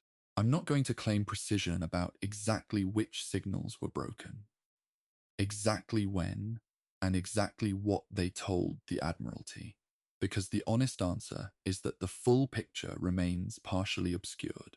What I can say with confidence is that the framework of the Enigma decryption program, codenamed Ultra at Bletchley Park, was operating in 1941, though at that stage it was not yet breaking naval Enigma as consistently as it would in later years. The naval Enigma variant, using an additional rotor, was significantly harder to crack than the Luftwaffe and Army versions. The critical intelligence advantage in the early phase of the Bismarck operation came not from cryptanalysis, but from traditional human intelligence and direction finding. The tip-off that came through Swedish channels, from the Gotland sighting of the German ships in the Kattegat, is a good example of what historians call human intelligence, observation by a third party, passed through willing or inadvertent channels. The Royal Air Force photographic reconnaissance flight over Bergen on the 21st of May was a more formal example of the same principle. A trained observer with a camera flying over a fjord that a human analyst had assessed as a probable staging point. These methods didn't require Enigma. They required attentiveness, coverage, and a system capable of rapidly processing raw observations into actionable intelligence. Direction finding, the technique of triangulating a radio transmitter's position by comparing the bearing of its signal from multiple receiving stations, was a well-established practice by 1941 on both sides.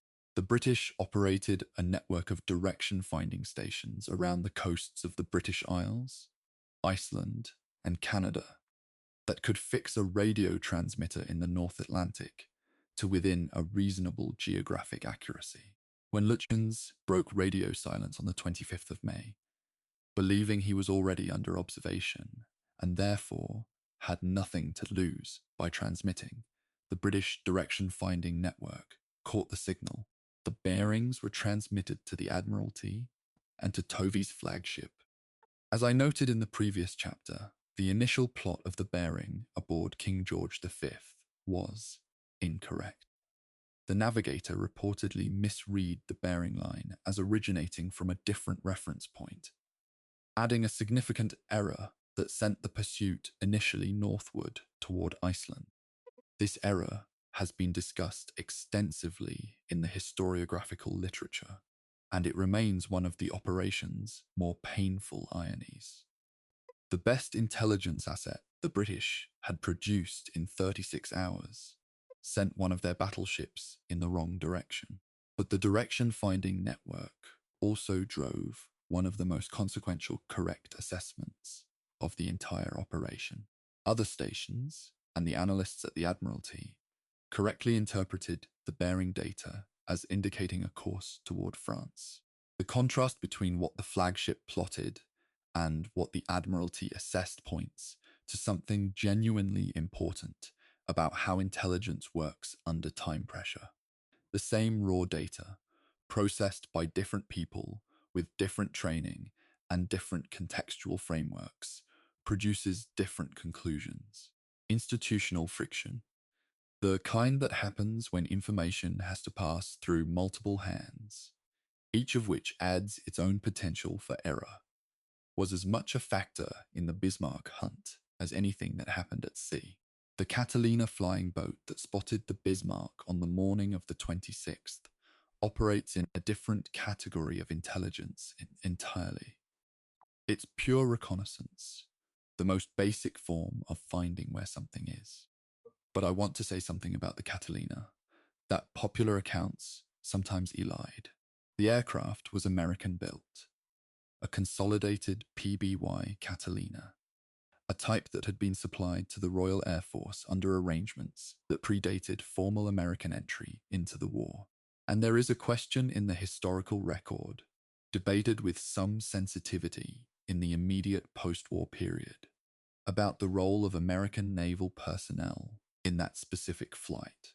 Some accounts, including reporting from American naval historians and examining the period, suggest that an American observer or co-pilot was aboard the aircraft that found the Bismarck, which would make the sighting a quiet piece of American participation in the war months before Pearl Harbor. The British official history handles this with a delicacy that is itself informative. I'm not going to overstate the case, but I think it's worth acknowledging as an illustration of how the political boundaries of 1941 were already becoming porous in ways that official narratives were slow to acknowledge. The German signals intelligence picture on the Bismarck end is, if anything, more tragic than the British navigational error. The assessment that Scapa Flow appeared empty, that the home fleet hadn't moved, was the product of German aerial reconnaissance on the 22nd of May. British deception measures, including dummy vessels arranged in the anchorage, had given exactly the impression intended. Lutyens sailed into the Denmark Strait, believing the fleet was still at anchor. The fleet was at sea, already past Bear Island, already driving north at speed. The gap between what Lutyens believed and what was actually happening grew wider with every hour. And by the time the Suffolk's radar found the Bismarck on the evening of the 23rd, the gap had become a trap. Good deception is often more decisive than good firepower. This operation was a case study in both. The B-Dienst, the German Naval Signals Intelligence Service, was actually quite effective at breaking British naval codes during this period. The B-Dienst had been reading certain British naval ciphers with reasonable consistency through 1940 and into early 1941, which is part of why the German Naval Command had some confidence in their ability to anticipate British movements. What appears to have happened in the Bismarck operation, however, is that the speed of events outpaced the processing capacity of the B-Dienst's analytical work. The British signals generated during the hunt were being intercepted and fed into the decryption pipeline. But by the time usable intelligence could have been extracted and acted upon, the operational situation had already moved past the point where it would have mattered. Intelligence that arrives too late is not intelligence, it's history. There is one more intelligence dimension of this operation that I find genuinely remarkable, and that is often overlooked in popular accounts. The role of neutral countries as passive intelligence nodes. Sweden's position is the obvious example. The Gotland sighting passed through channels that implicated Swedish naval intelligence in ways that the Swedish government was subsequently at pains to downplay.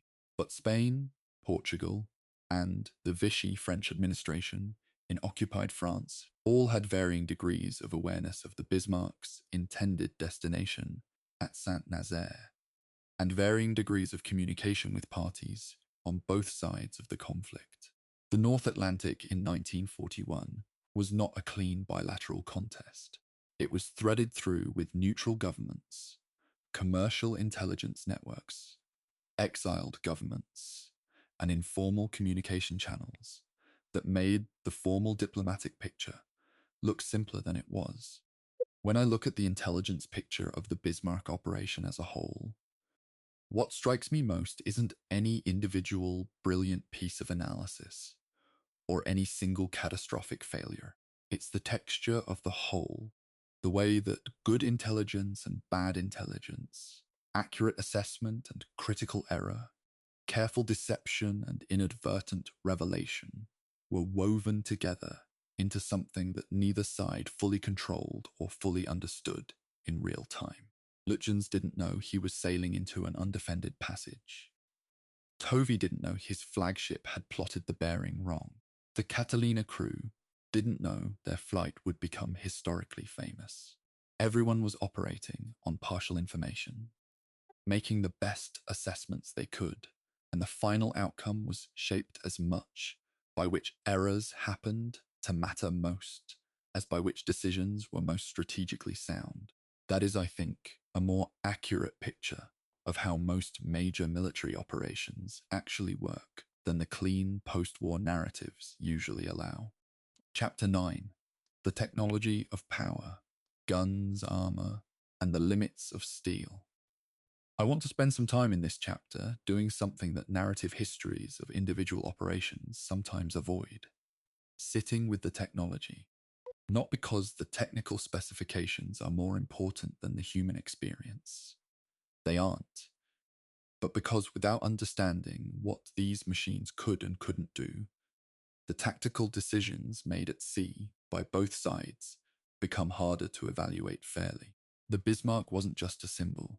It was an engineering project, and the decisions made by its designers in Hamburg in the mid-1930s shaped everything that happened in May 1941. The Bismarck's main battery, 8 15-inch guns in 4 twin turrets, represented the established pinnacle of German naval gunnery in that period.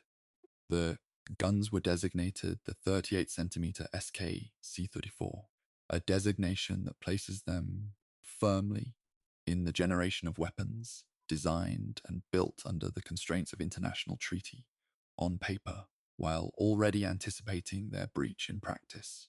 Each barrel was roughly 18.5 meters long. The propellant charge that fired each shell weighed roughly 212 kilograms. The guns could be elevated to 30 degrees, which gave them their maximum range of roughly 36 kilometers. Though effective fighting range, where accuracy was sufficient to be operationally meaningful, was generally considered considerably shorter. The fire control system used optical rangefinders. The forward rangefinder was 10.5 meters across, a genuinely enormous instrument mounted in a dedicated housing above the bridge, feeding data to a central computing station below decks where trained personnel converted range, bearing, own ship's course, target course, wind, and barrel wear into firing solutions. The armor scheme I touched on in an earlier chapter deserves more systematic examination here, because the arguments about it in the technical literature directly illuminate what happened to the Hood and what happened to the Bismarck. The German naval design philosophy, as applied to the Bismarck, used what's called an all-or-nothing armor layout in a modified form. Though it's worth noting that German and American applications of this philosophy differed in some details. The most heavily protected areas received extremely thick armor. The main belt along the waterline ran to 320 millimeters, roughly 12.5 inches, of Wotan hardened steel at its thickest point. The main armored deck was 80 to 100 millimeters thick. Below that, an additional sloping lower armored deck added a second layer of protection. This internal arrangement was designed to catch shells that penetrated the outer belt, the idea being that a shell which got through the side armor would hit the outer deck, be slowed and deformed, and then be stopped by the lower sloping deck before it reached the machinery spaces.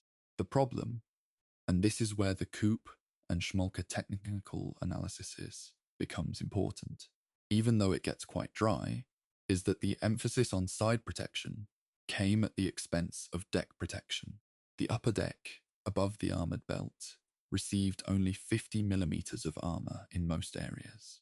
At the battle ranges achieved in May 1941, King George V and Rodney, engaging at between 7 and 15 kilometers, shells from 16-inch and 14-inch guns arrived at angles steep enough to put significant stress on exactly that upper deck. Whether the Bismarck's lower armoured deck would have eventually stopped all incoming shell penetrations is, by the time the final engagement ended, a purely academic question. The ship received hundreds of hits, the superstructure was systematically destroyed, and the flooding that resulted from both the torpedo damage and the cumulative shell damage was beyond the capacity of any ship's damage control team to manage. The Hood's technical vulnerability was a mirror image of a different design generation's trade-offs. The Hood was designed in the First World War in the category of battlecruiser, a type that prioritized speed over armor, on the theory that a fast ship could choose its engagement range and avoid situations where thick armor was necessary. The battlecruiser concept had already been tested catastrophically at the Battle of Jutland in 1916, where HMS Invincible, HMS Indefatigable, and HMS Queen Mary had all been destroyed by magazine explosions resulting from shell penetration of inadequate deck armor. The Hood was designed after Jutland with the intention of learning from those losses. She received more armor than the battlecruisers lost at Jutland, but she was still not a battleship, and the incremental improvements to her deck protection didn't change the fundamental vulnerability of a design that was, by 1941, 25 years old in its conceptual framework. The Bismarck's fire control gave her a significant advantage in the early phases of any engagement, specifically in the accuracy of her opening salvos. The combination of the large optical rangefinders, the sophisticated below-decks computing arrangement, and the gunnery training that Lindemann had emphasized during the working up period in the Baltic meant that the Bismarck could establish accurate range quickly. The engagement in the Denmark Strait confirmed this.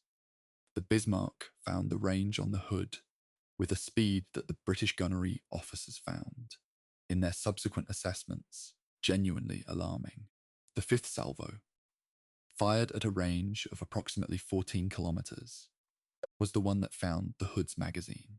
In post-war analysis, German gunnery specialists argued that the accuracy of those early salvos represented the fire control system performing at its designed maximum capability rather than an exceptional individual performance. It was, in other words, doing exactly what it was built to do. I should say something here about torpedoes, because the torpedo is ultimately the weapon that decided the outcome of the entire operation, and its characteristics are worth understanding properly. The Mark 12 torpedo used by the Swordfish aircraft of the Fleet Air Arm was a 21-inch weapon running at approximately 40 knots to a maximum range of roughly 1,500 meters at that speed. The warhead contained about 330 pounds of Torpex explosive, a mixture that was significantly more powerful than TNT alone. A single hit from this weapon against the armored belt of the Bismarck was manageable. The belt was thick enough to absorb most of the blast energy.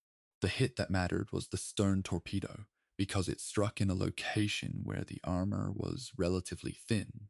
The rudder and propeller shafts were not armored on the same scale as the main belt, and because the mechanism it jammed was the one thing that couldn't be repaired at sea.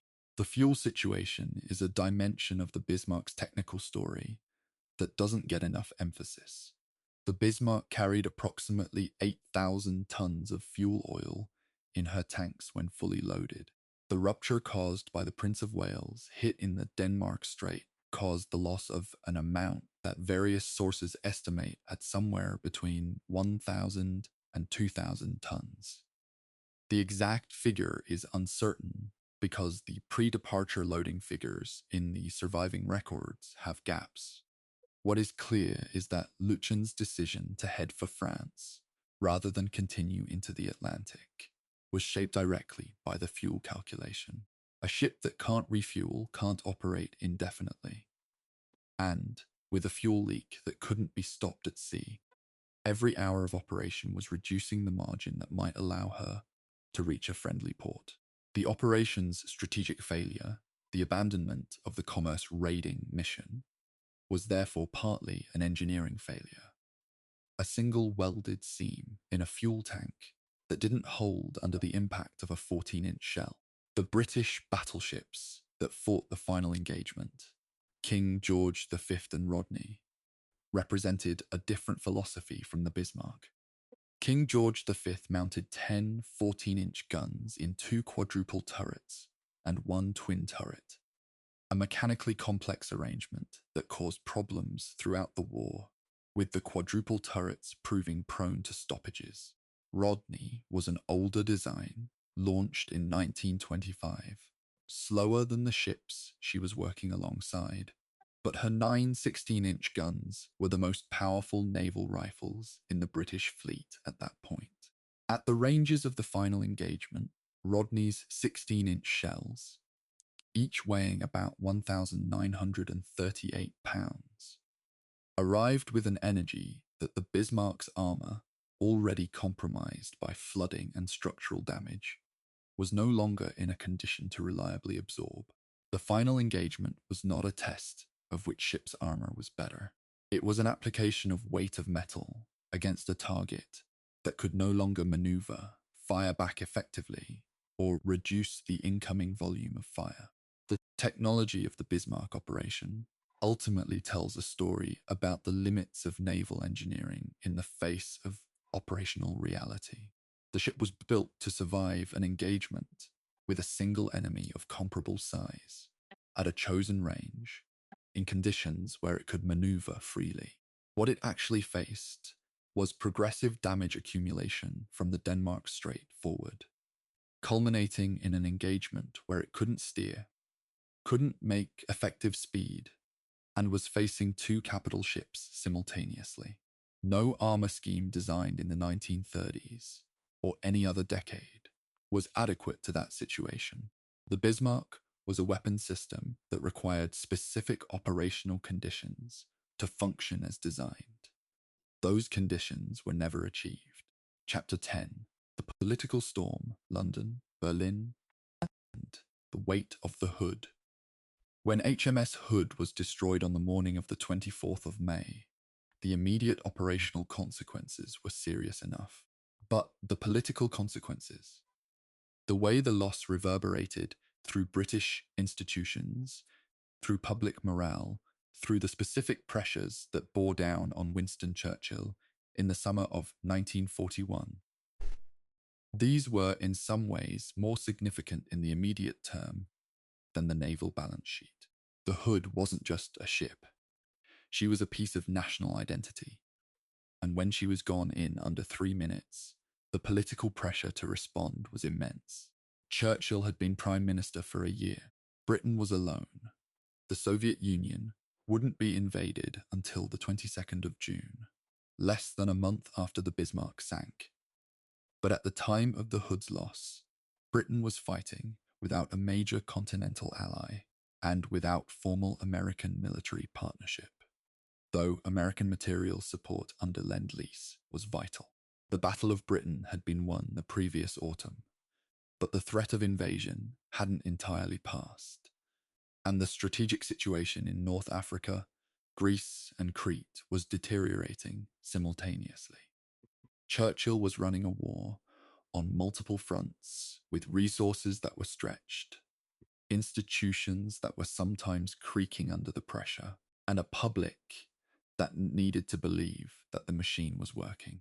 The Hood's loss hit all of those things at once. The three-word signal, "Sink the Bismarck," has passed into the mythology of the Second World War as a piece of Churchillian terseness.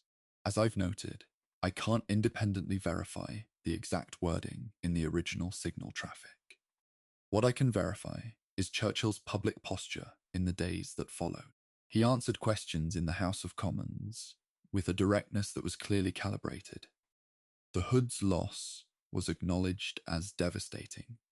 The pursuit was being pressed with every available asset. The result would not be in doubt. The political need to be able to say that the Bismarck had been sunk was real and pressing. Tovey was receiving signals from the Admiralty throughout the operation that were, by the accounts of his own staff, sometimes helpful and sometimes not. Churchill's interventions were a constant presence, and Tovey's patience with them had limits that he was willing to make known internally. The relationship between political leadership and operational command in wartime is one of those tensions that never resolves cleanly, and the Bismarck hunt illustrated it with exceptional clarity.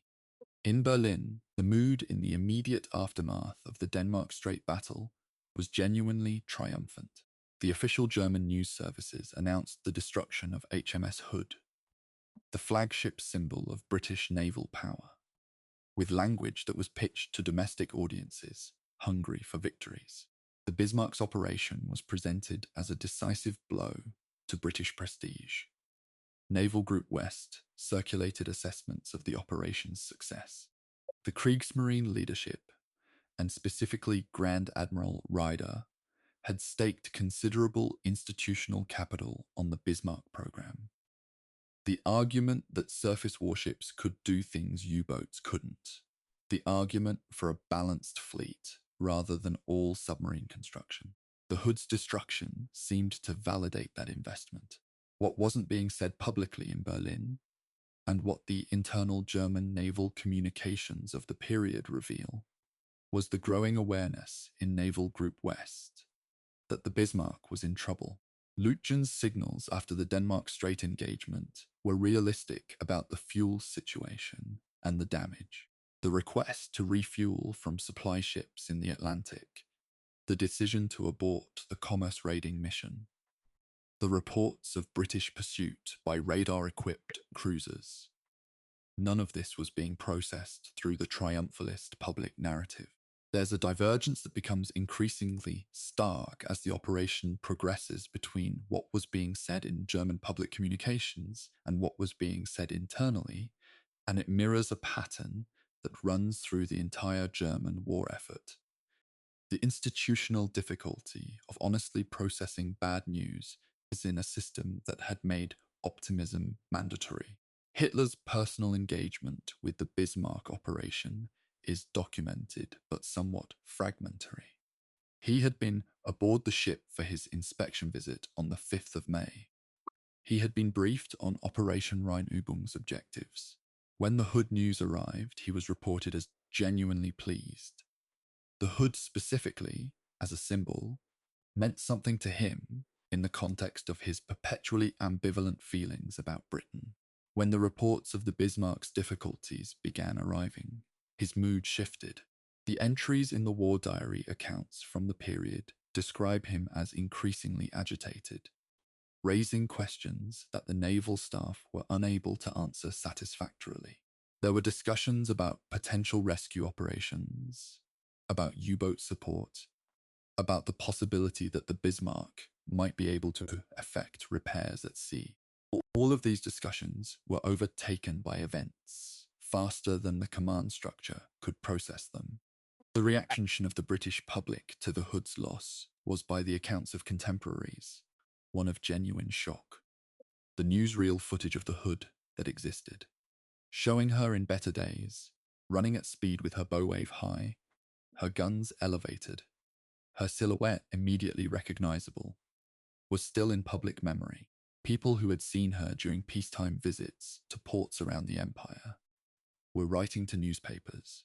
The letters column of the Times in the days after the 24th of May carries a weight of grief that reads differently from the letters generated by other naval losses of the war. And historians of British home front morale have noted this. The Hood had been part of Britain's self-image for over 2 decades. Her loss required the kind of public processing that normally only happens when an institution, not just a ship, is destroyed.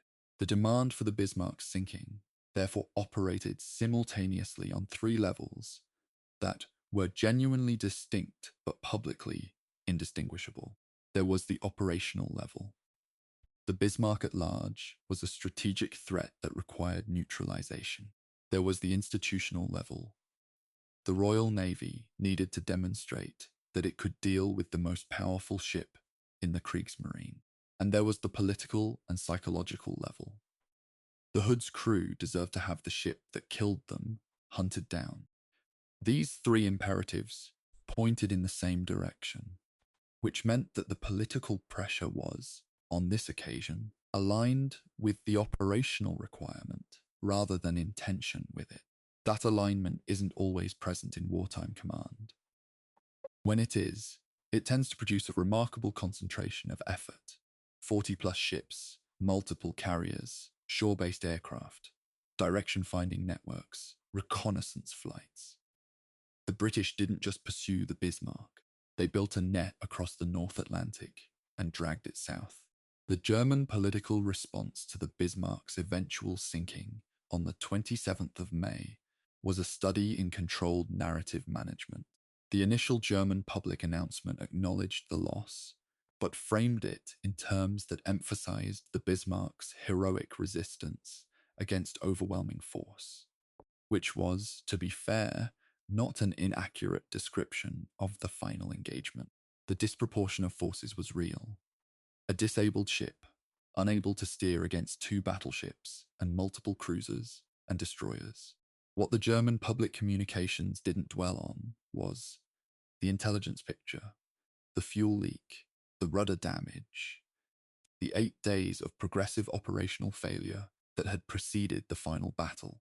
The image projected was of a great ship brought down only by the combined power of the entire British Navy, which contained enough truth to be plausible and enough omission to be misleading. That is, of course, what wartime public communication almost always is. The political aftermath in Britain was structurally the opposite. Churchill announced the sinking with a kind of satisfaction that was entirely understandable given the circumstances and entirely inappropriate to say out loud in a way that acknowledged the 2,000 dead German sailors. He didn't quite do that. His public statements were professionally calibrated, but the mood in Parliament and in the press was one of relief rather than reflection, which is also entirely human and entirely understandable. The institutional need that had driven the hunt had been met. The political accounting was complete. The Hood had been avenged, as the phrase went. That formulation, avenged, says something interesting about how naval losses are processed into political narrative. And I don't think it's entirely flattering to the people doing the processing, but it's honest about what actually happened, which is the minimum this kind of history owes its subject. Chapter 11: The Survivors and the Silencers. Aftermath at sea and on land. The morning of the 27th of May did not end when the Bismarck went under. For the men in the water, those who had made it off the ship before or during the sinking, the morning was just beginning in the worst possible way. The North Atlantic in late May offers temperatures in the water of somewhere between 7 and 12 degrees Celsius, which is cold enough to induce incapacitation within minutes and death within half an hour in a man without thermal protection. The Bismarck's crew, in the chaos of the final engagement, had varying access to life jackets, life rafts, and the practical possibility of going over the side rather than going down with the ship.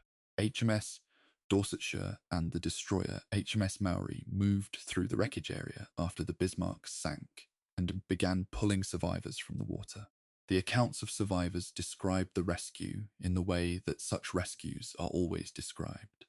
The shock of finding oneself alive in cold water, the surreal quality of a ship that had just been trying to kill you now throwing ropes over the side. Dorsetshire recovered approximately 85 men. Maori recovered approximately 25 more. The total from both ships was around 110. The precise number varies slightly by source, which itself reflects the difficulty of conducting a clear count in the circumstances. Then the alarm came, a signal or a lookout report, suggesting the presence of a U-boat. Captain Martin of the Dorsetshire made the decision to break off the rescue and get his ship clear. The Maori followed. The decision to leave the remaining survivors in the water is one that has generated genuine moral debate in the decades since 1941. And I want to engage with that debate honestly, rather than simply noting it exists. Captain Martin's assessment of the U-boat threat was, in the operational context, reasonable. Dorsetshire was a cruiser, not a destroyer. She had limited anti-submarine capability, and she was stationary or near stationary in the water, the most dangerous position for a surface ship facing a submarine. The loss of Dorsetshire, with her own crew of several hundred, on top of the loss of Hood, would have compounded the disaster of the week. The decision to withdraw was defensible on operational grounds.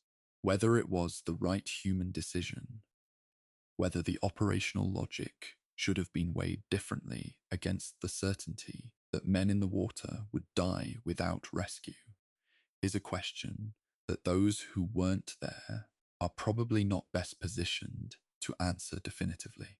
I'll note that it was a question that continued to trouble some of the officers involved. 3 additional survivors were recovered later. The submarine U-74 found 2 men alive in the wreckage area and took them aboard. A German weather ship, the Sachsenwald, recovered 1 more. 3 men from the roughly 400 still alive after Dorsetshire broke off the rescue. The ocean took everyone else. The final count of Bismarck survivors was approximately 115 men from a crew of more than 2,000. Hood's 3 survivors from 1,418. The 2 ships' losses together represent one of the largest concentrations of naval deaths in a single week of the entire Second World War. The survivors of the Bismarck arrived in British ports as prisoners of war.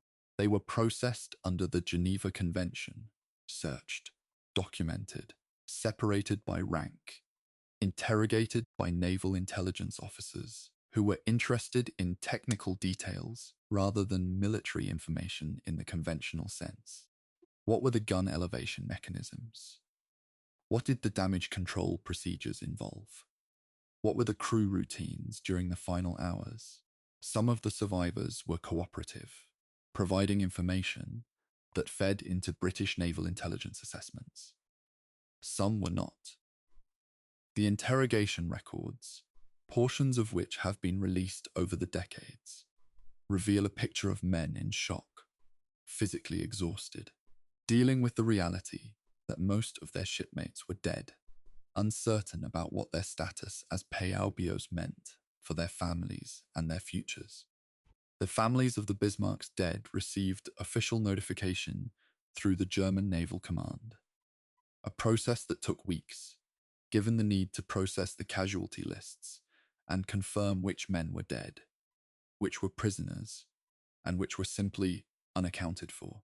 The notification procedures in the Kriegsmarine mirrored those of other services: formal letters, official language, the bureaucratic processing of bereavement, what the families were told about the circumstances of the sinking, and how much they were told varied. The official German account emphasized heroic resistance. The details of the fuel leak, the rudder damage, the operational decisions that had led the ship to its position, these weren't communicated to next of kin, for obvious reasons. Families of men lost at sea in wartime have always had to make peace with an incomplete story. And the families of the Bismarck's dead were no different. Burkhard von Müllenheim-Rechberg spent considerable portions of his post-war life trying to give those families a more complete story. He was contacted over the years by relatives of men who had served on the Bismarck, and he corresponded with them, trying to reconstruct what had happened in the sections of the ship where he had no direct visibility. He also corresponded with former British officers, including men who had served on the ships that sank the Bismarck, in a spirit of professional respect that bridged what had been, 8 years or 10 years or 20 years earlier, a lethal enmity. These post-war correspondences between former enemies are, I find, among the most humanly interesting dimensions of Second World War naval history. The professionalism of the naval tradition, the idea that your enemy at sea is a fellow sailor before he is an enemy, created conditions for reconciliation that ground war veterans sometimes found harder to achieve. Ted Briggs, one of Hood's 3 survivors, outlived the other 2.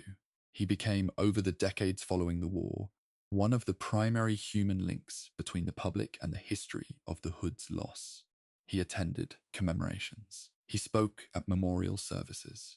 He gave interviews to documentarians, historians, and journalists across 6 decades of post-war memory work. In his accounts, which I've read in multiple iterations from different periods of his life, there is a consistency that is itself informative. The events of the 24th of May 1941 remained vivid in a way that suggests they never entirely receded, regardless of how much time passed. He was 20 years old when the Hood went under. He was in his late 80s when he died in 2008. The gap between those 2 ages is the measure of what survivor experience means when the event is this large and this sudden. The question of commemoration, how the dead of both ships are remembered, by which institutions, in which frameworks, is one that the post-war period has handled in uneven and sometimes revealing ways. The Hood has a memorial. The ship's bell, recovered from the wreck site, is at the National Museum of the Royal Navy in Portsmouth. Memorial services are held. The 3 survivors were, for most of their lives, the human center of a commemoration culture that processed the loss through the frame of British naval sacrifice. The Bismarck's dead are remembered differently, primarily in Germany, primarily within naval circles, and primarily through the work of former crew members and their families, rather than through any official institutional framework that compares to the Hood's. Whether that asymmetry is appropriate, inevitable, or worth examining is a question I'll leave open. I don't think it has a clean answer. The wreck sites, Hood's remains, are in the Denmark Strait. The Bismarcks are in the North Atlantic south of Ireland.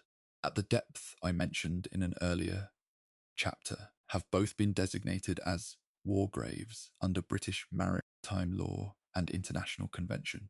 This means that diving on the wrecks, removing artifacts, or disturbing the sites is prohibited without specific authorization. The designation reflects a legal framework for the protection of sites where human remains are present, and it places both ships in the same category, regardless of which flag they flew. Under the sea, the formal distinctions of 1941 don't apply. They are both just ships, and the men inside them are equally beyond recovery, equally deserving of the one form of respect that cost nothing to give. Chapter 12. The Long Shadow. What the Bismarck meant for naval warfare. There's a question that military historians argue about more productively than most, and I want to address it directly here before we move into the final chapters. Did the Bismarck operation prove that the battleship was obsolete? The easy answer is yes. The great battleship program was finished. The aircraft carrier became the capital ship of the future. The whole era of the gun-armed dreadnought was closed out by the events of 1941 and 1942. The easy answer is also incomplete, and the incompleteness matters. The Bismarck was not sunk by aircraft. She was sunk by battleships, cruisers, and destroyers. The weapons of the naval era that the battleship supposedly represented. Yes, it was aircraft, specifically the Swordfish from Ark Royal, that disabled her with the stern torpedo strike. Without that hit, the Bismarck would very likely have reached France. But the mechanism of her actual destruction was the gunnery of King George V and Rodney, with cruiser torpedoes delivering the final blows. If you want to argue that the battle-proved aircraft could fatally compromise a battleship, the evidence is there. If you want to argue that it proved battleships were useless against each other, the evidence simply isn't there. The Bismarck was a powerful ship that suffered progressive operational damage, lost her ability to maneuver, and was then destroyed by a superior concentration of gunpowder. That's a case study in operational failure, not technological obsolescence. The evidence that actually demonstrated the battleship's obsolescence came later in 1941 in the Pacific. The attack on Pearl Harbor on the 7th of December 1941 destroyed or damaged 8 American battleships using nothing but aircraft, carrier-based bombers and torpedo planes. 3 days later, Japanese land-based aircraft sank the British battleship HMS Prince of Wales and the battlecruiser HMS Repulse off Malaya. These two events, Pearl Harbor and the loss of Prince of Wales and Repulse, were the events that ended the battleship era, because in both cases, capital ships operating without adequate air cover were destroyed by aircraft alone, without any opposing surface forces. The Bismarck operation was a prelude to this conclusion, not the conclusion itself, and it's historically tidier to treat it as the beginning of the end, rather than the end.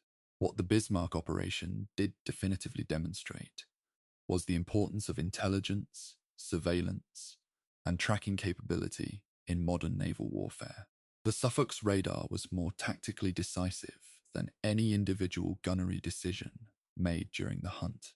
The direction-finding network that intercepted Lucian's signal was more strategically decisive than the relative gun calibers of the opposing ships. The photographic reconnaissance that confirmed the Bismarck's departure from Bergen was more important than anything that happened in the Denmark Strait. Naval warfare after 1941 increasingly reflected these lessons. The ability to find and track the enemy was becoming as important as the ability to destroy him, and the technologies of detection were advancing faster than the technologies of armor and armament. The Tirpitz, the Bismarck's sister ship, which had been too unready to participate in Operation Rheinübung, spent most of the rest of the war in Norwegian fjords, where her mere existence as a fleet-in being tied down significant Royal Navy resources. The British devoted an enormous effort to sinking her, carrier strikes, midget submarine attacks, and eventually, in November 1944, Lancaster bombers equipped with the 12,000-pound tallboy bombs designed by Barnes Wallis The Tirpitz was capsized at her moorings in Tromsø Fjord. The effort required to finally sink her, multiple major operations spread over 3 years, demonstrates both the real strategic value of a battleship as a deterrent force and the practical reality that by 1944, with air power sufficiently developed and specialized, even the most heavily armored ship was ultimately vulnerable. The Bismarck's sister died by bomber.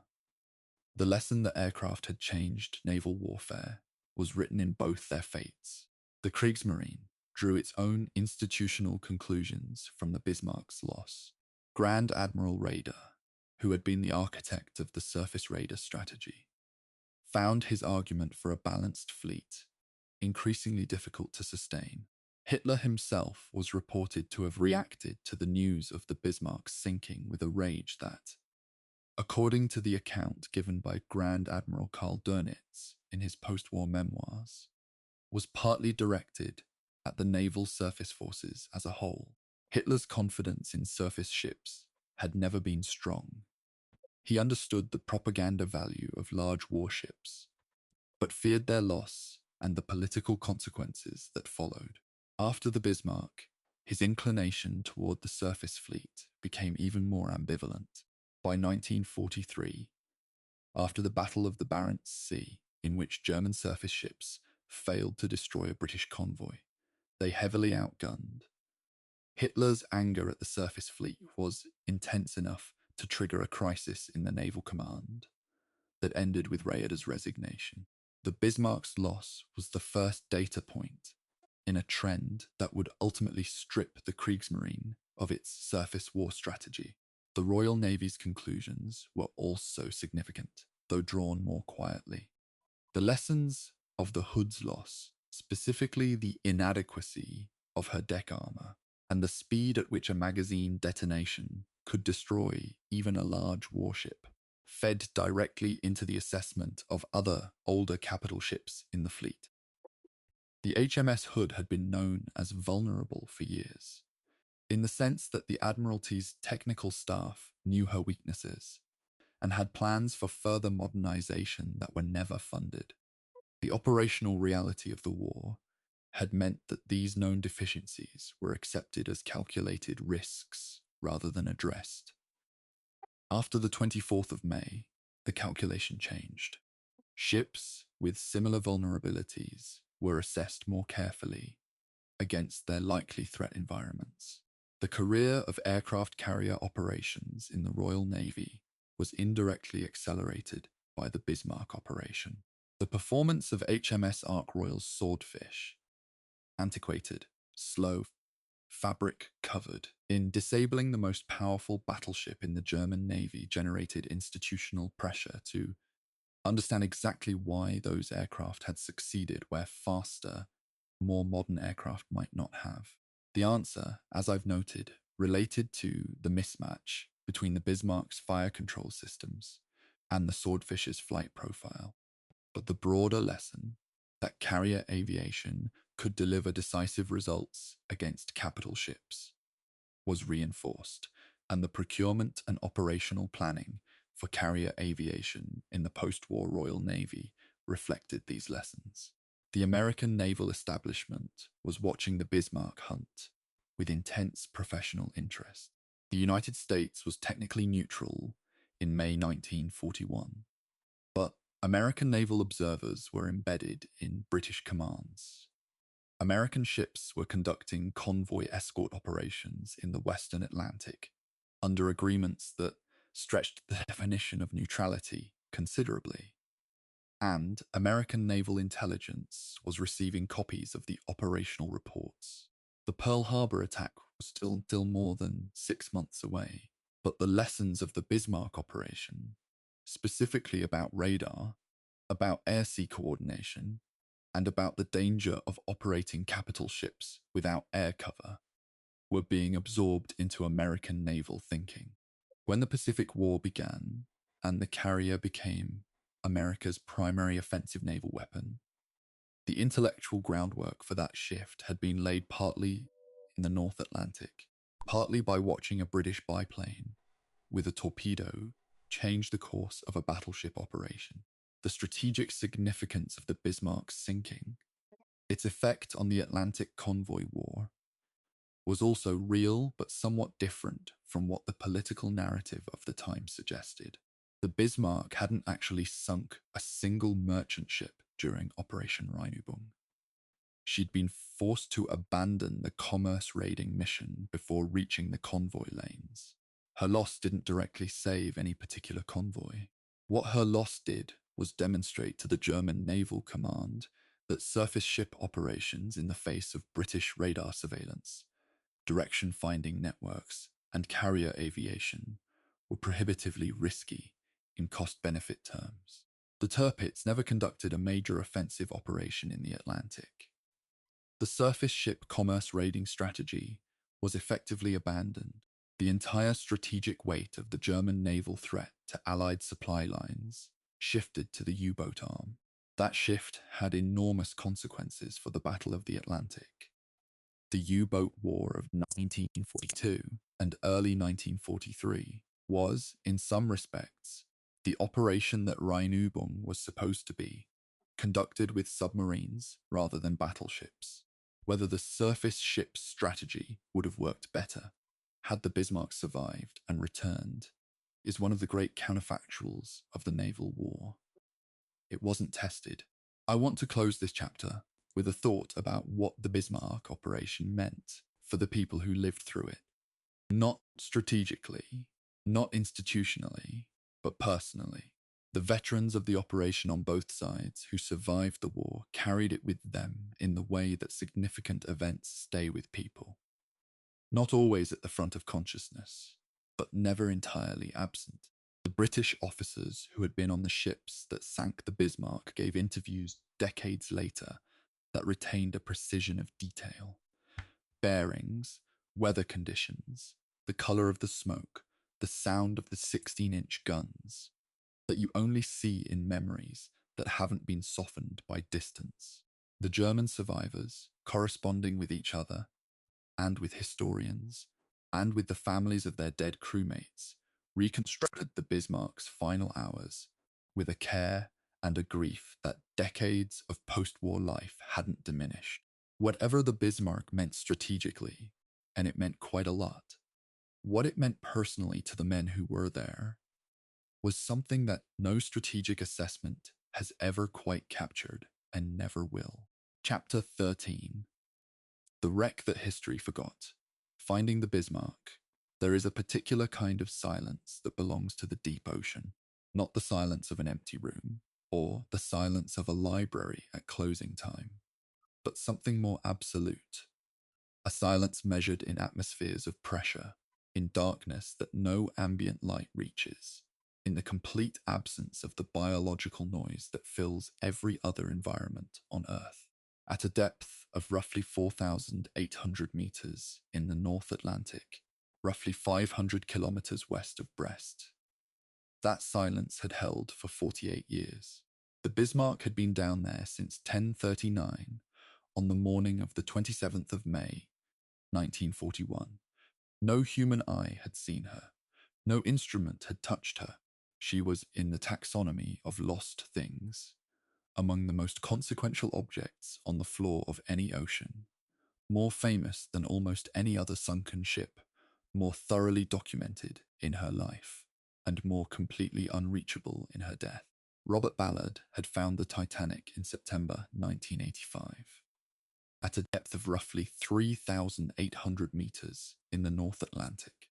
The methodology he used, a towed sonar sled called Argo, dragged across the seabed in parallel sweeps, imaging the bottom through acoustic return and video, was, by the standards of underwater exploration, genuinely revolutionary. The search for the Titanic had taken years of preparation, 2 years of funded expedition time, and the particular combination of technical capability, organizational patience, and geographical persistence that big deep-sea searches require. Finding the Bismarck required all of the same things. The difference was that Ballard had already done it once and knew how the process worked. The search for the Bismarck began formally with Ballard's expedition in June of 1989, though the preparation had been running for considerably longer. The search area was defined by working backward from the known data. The last reported position before sinking, the estimated drift of the ship during its final hours of circling, the navigational data from the British ships that had been present. These coordinates were cross-referenced against hydrographic survey data and the assessments of several naval historians who had independently tried to reconstruct the Bismarck's final position. The target area was still enormous, hundreds of square kilometers of seabed, because the uncertainties in the original position data compounded across the 4 decades of separation. Finding a ship on the ocean floor, even a very large ship, in an area that size is an exercise in systematic patience that most people who haven't done it genuinely underestimate. The Bismarck was found on the 8th of June, 1989. Ballard's team located wreckage debris first, the scatter field of objects that fall away from a ship during its descent, and followed it upslope to the main hull. When the cameras reached the Bismarck's hull, what they showed was a ship in a condition that Ballard himself described as remarkable. She was upright on her keel, largely intact, with the superstructure crushed and battered, but the hull below the waterline in a state of preservation that reflected the specific conditions of the deep Atlantic. No light, near freezing temperatures, negligible biological activity of the kinds that destroy organic material in shallower water. The steel hull had corroded in specific patterns, the characteristic rusticles that form on iron and steel in deep salt water. But the basic structure was there. The ship that the British had spent 48 years knowing was somewhere on the ocean floor was suddenly visible. The turrets, Anton, Bruno, Caesar, and Dora, were not on the ship. This was one of the expedition's most significant findings, and it generated immediate debate in both the naval history and the forensic investigation communities. The turrets, each weighing more than 1,000 tons, had apparently separated from the hull during the descent, falling away as the ship rolled, and the barbette structures that held them in place failed under the stress of the fall and the progressive flooding. They were found on the seabed nearby, some of them inverted, the turret roofs pointing downward, indicating that the guns had descended muzzle first through the water column before hitting the bottom. This finding told Ballard's team something important about how the Bismarck had sunk. A ship that maintained structural integrity during a controlled sinking, whether by scuttling or by flooding, tends to sink in an orientation that keeps its turrets in place longer. The separation of the Bismarck's turrets suggested a more dynamic, less controlled descent than a simple scuttling would produce. Ballard himself addressed this point directly in his account of the expedition. Based on the wreck's condition, his assessment was that the Bismarck had been sinking from combat damage and flooding when the scuttling charges were detonated, that the crew's intervention had accelerated a process already well underway, rather than initiating a sinking that wouldn't otherwise have occurred. This interpretation was, and remains, contested. German veterans of the operation, including survivors who had been involved in the scuttling process, maintained that the ship was still structurally sound when the order to scuttle was given, that the decision was a deliberate denial of the ship to the British rather than a last-minute acceleration of an inevitable outcome. The honest answer is that both can be partially true simultaneously, and the physical evidence from the wreck supports a reading in which both combat damage and deliberate scuttling contributed to the final sinking, with the relative weight of each being impossible to determine precisely from the wreck's current condition. The condition of the main belt armor, as examined by Ballard's cameras, and the subsequent expeditions that followed, was genuinely revealing. The armored belt, the 12.5-inch steel that had been the Bismarck's primary protection, was visibly intact in the sections of the hull accessible to camera. No penetration of the main belt was identified in the camera surveys. This was significant. It meant that the British shells, for all their volume and weight, had not punched through the Bismarck's heaviest armor. The damage that had flooded the ship, the damage that had been killing her progressively since the Denmark Strait engagement, had entered through areas above and below the belt, through the superstructure, through openings created by shell hits in less armored sections of the hull. The ship had been destroyed not by having its armor penetrated, but by having everything above the armor systematically dismantled. Two subsequent expeditions visited the Bismarck in the years following Ballard's discovery. A German television expedition in the early 1990s conducted additional surveys. A more extensive examination was conducted in 2001, using remotely operated vehicles with better camera and maneuvering capabilities than the 1989 equipment. The 2001 expeditions produced the most detailed photographic and video record of the wreck to date, including internal penetrations of accessible compartments and detailed examination of the hull damage patterns. Some of these images have circulated widely and are genuinely affecting to look at. The scale of the ship, even on a screen, is apparent. The gun barrels projecting from the turrets that lie inverted on the seabed around the main hull are among the most viscerally striking images in the documentary record of the Second World War's naval war.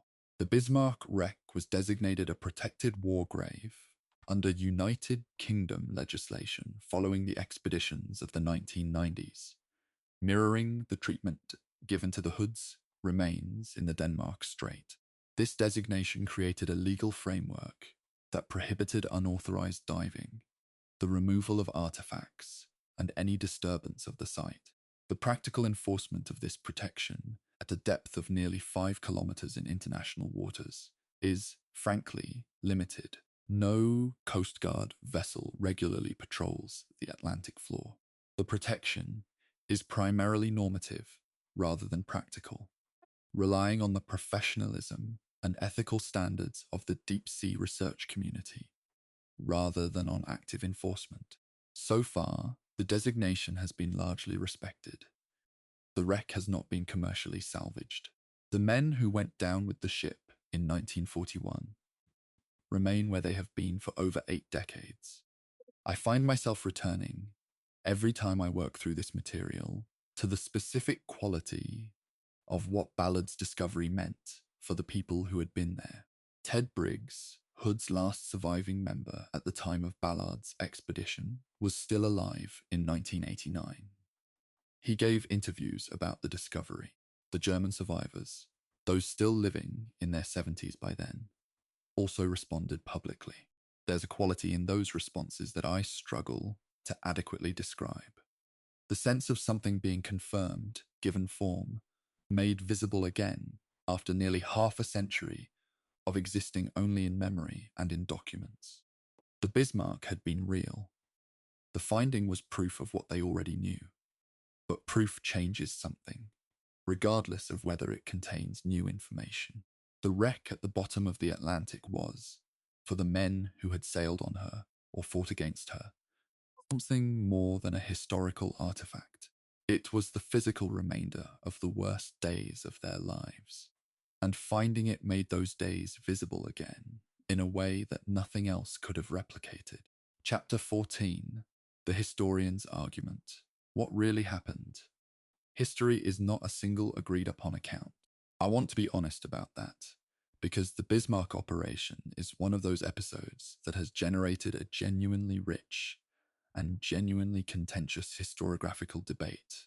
Arguments about what decisions were made, why, what the physical evidence means, and how the story should ultimately be framed. These arguments aren't merely academic.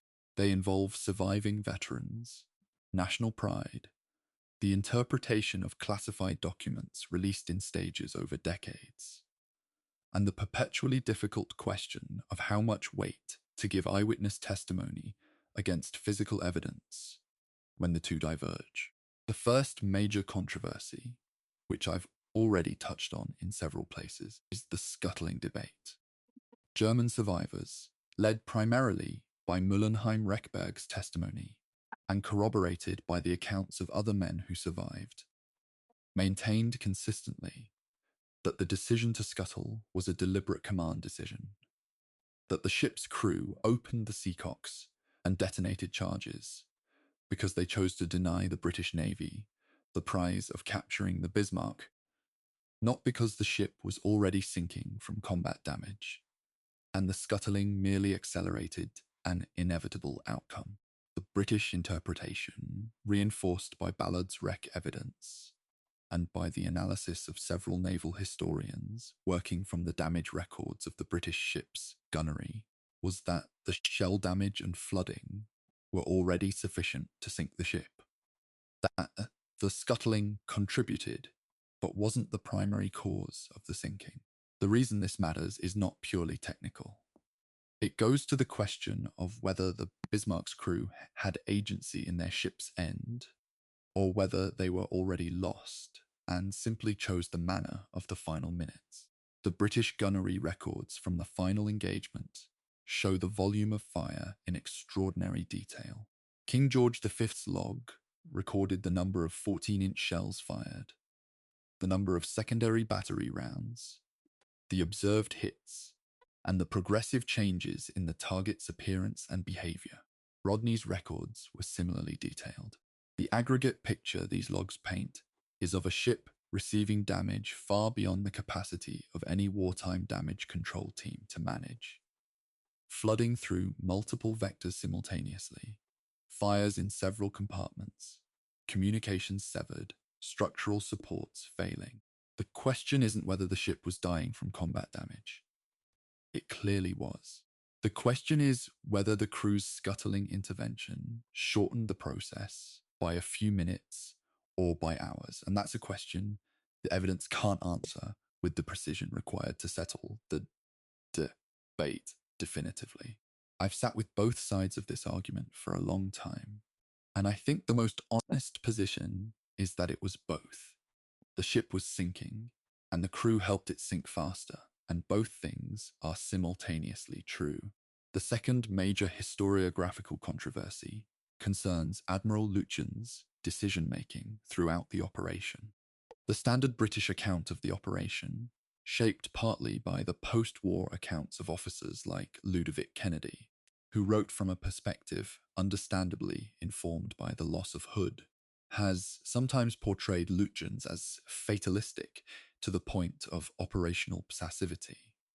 A man who made one bad decision after another, and then sent a noble but doomed last signal and accepted death.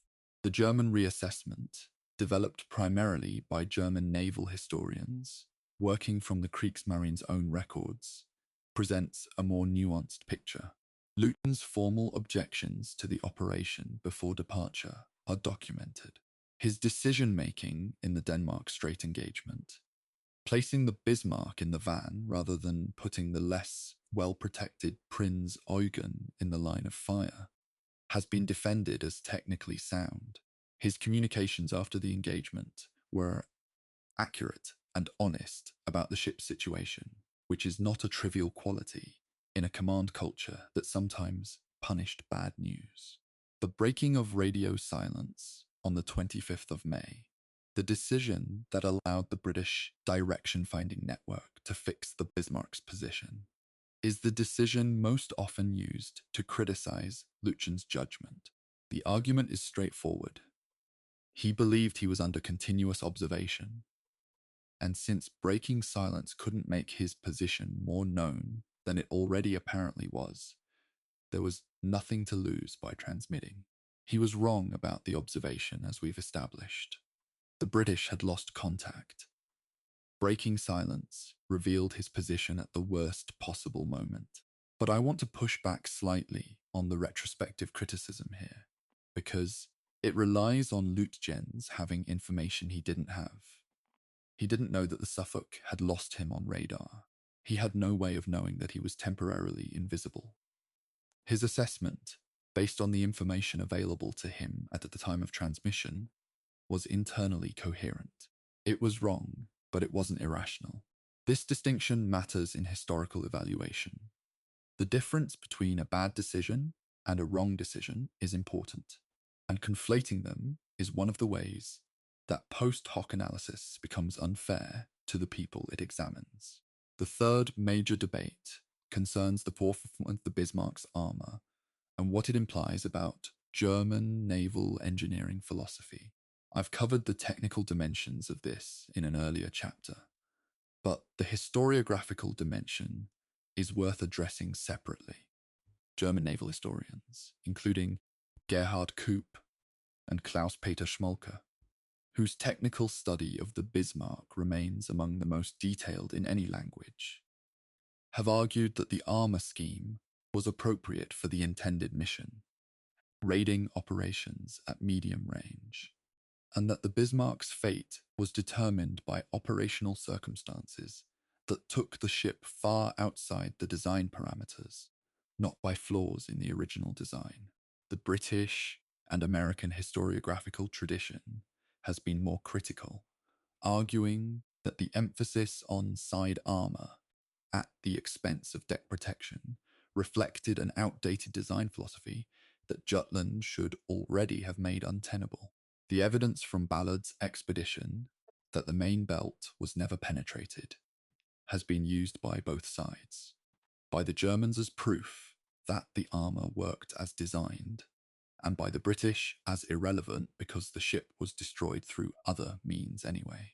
The role of Churchill in the operation is another area of historiographical tension, though less technical and more about command authority and political interference. The post-war accounts written by British naval officers, including Tovey's own papers, portions of which have been available to researchers, describe the Admiralty's signals during the hunt as sometimes helpful and sometimes counterproductive. The debate about whether Churchill's personal involvement in operational decisions accelerated or complicated the pursuit is one that the British official history navigated with considerable diplomatic caution. The private assessments of officers involved were less diplomatic. Tovey, by multiple accounts, found Churchill's operational enthusiasm more useful as a source of resources and political backing than as a source of tactical guidance. That's a polite professional way of saying something rather direct, and the secondary literature has generally understood it as such. The question of American involvement in the operations, specifically the role of American observers and potentially American personnel in the Catalina flight that rediscovered the Bismarck on the 26th, has been handled with varying degrees of directness in different national historiographical traditions. American naval historians, working from American naval records, have been more willing to acknowledge American participation in early Atlantic operations than the British official history's initial treatment suggested. The political sensitivity at the time, America was officially neutral, and any suggestion of active participation in British military operations was politically explosive domestically, meant that the original records were written with a certain deliberate ambiguity. Later scholarship has been less ambiguous. The weight of evidence suggests American personnel were involved in the Catalina flight, and the historiographical consensus has moved in that direction, even if the specific details remain contested. The broader question that hangs over all of these specific debates is the framing question. Is the Bismarck operation a story of British triumph, German tragedy, or something that resists that binary? The popular culture framing, the film of 1960 with its famous soundtrack, the endless television documentaries, the books aimed at general audiences, has tended toward the triumph and tragedy binary, which is clean and emotionally satisfying. The academic literature has been more resistant to that framing, partly because the surviving primary sources on both sides are too complex to fit it cleanly, and partly because the 21st century's ability to access German records with the same facility as British ones has enriched the picture in ways that the earlier popular accounts couldn't reflect. What I find most honest after spending the time with this material that I've spent is the following. The Bismarck operation was a military operation that was decided by a combination of technology, intelligence, command decisions, mechanical failure, and weather, all operating simultaneously and interactively in ways that no one fully controlled or fully understood. The British won, the Germans lost. Those outcomes were not inevitable from the beginning, though they may look that way in retrospect. The historians who argue about the scuttling, about Lutjen's radio silence, about the deck armor, about Churchill's signals, they are arguing about the moments where things could have gone differently. And that argument is what makes military history worth doing. The clean narrative is satisfying but false. The complicated narrative is less satisfying and true. I'll take the true one every time. The historiographical debate about the Bismarck will continue. New document releases from archives that have not yet been fully processed by researchers will add details. The analysis of the wreck data will be refined. Former crew members' private papers, still held in German family collections, will eventually be donated to archives and become available to scholars. The history of the Bismarck is not finished being written. What we have in the primary sources and the secondary literature already available is a rich and argumentative record of one of the most intensely documented naval events of the entire Second World War. It's enough to build a serious account on. What it isn't, and what no amount of additional documentation will ever make it, is simple. Chapter 15, The Other Ships, Principles. In a forgotten fleet, the Bismarck and the Hood are the headline names of this operation, as they were in 1941 and as they remain today. But the operation involved more than 40 ships, and several of them had stories that intersected with the main narrative in ways that deserve examination rather than reduction to supporting cast status. This chapter is for those ships and the men aboard them, the ones whose contributions shaped the outcome, but whose names don't appear in the titles of films or documentaries. HMS Suffolk, the heavy cruiser commanded by Captain Robert Ellis, is the ship that probably deserves the most rehabilitation in popular accounts of the hunt.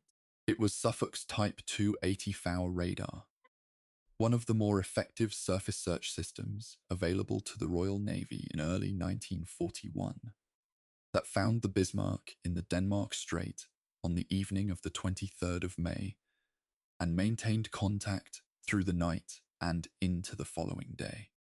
The tracking that Suffolk and her companion HMS Norfolk maintained during this period was the operational thread that kept the pursuit coherent. Every position report radioed back to Tovey's fleet. Every updated course and speed assessment. Every piece of information that allowed other ships to intercept. All of it flowed from Suffolk's radar room. Suffolk was a county-class heavy cruiser, displacing roughly 10,000 tons and mounting 8 8-inch guns. Formidable by most standards, but not remotely a match for the Bismarck's 15-inch battery in a direct engagement. The tactical challenge facing Ellis throughout the contact phase was maintaining radar range while staying far enough back that the Bismarck's secondary armament couldn't reach him. He managed this successfully for more than 30 hours. HMS Norfolk, Admiral Frederick Wake Walker's flagship during the pursuit, operated alongside Suffolk through the contact phase. Norfolk was hit by a shell from the Bismarck during the initial sighting in the Denmark Strait. A 15-inch shell that struck the forward section and caused significant damage, though not enough to force her withdrawal. Wakewalker made the decision to continue the pursuit at longer range after this hit, which was operationally sound, but generated some post-war criticism from naval historians who felt the cruisers could have pressed closer in certain phases of the contact. The criticism is second-guessing, and Wakewalker's own account of the decision-making is defensible. A cruiser pressing within range of the Bismarck's main battery in an attempt to prevent her escape would have been sunk for no useful tactical return. The cruiser's value was as eyes, not as fighters. HMS Prince of Wales, which I've discussed earlier in the context of her mechanical problems and her withdrawal from the Denmark Strait engagement, deserves some additional attention as a postscript. She survived the Bismarck operation and went on to serve in the Far East. In December 1941, she was sunk off the coast of Malaya, along with HMS Repulse, by Japanese land-based torpedo and bomb aircraft, becoming, alongside the Repulse, one of the clearest demonstrations that the battleship era was genuinely ending. Captain John Leach went down with his ship. The Prince of Wales had lasted less than 7 months after the Denmark Strait battle.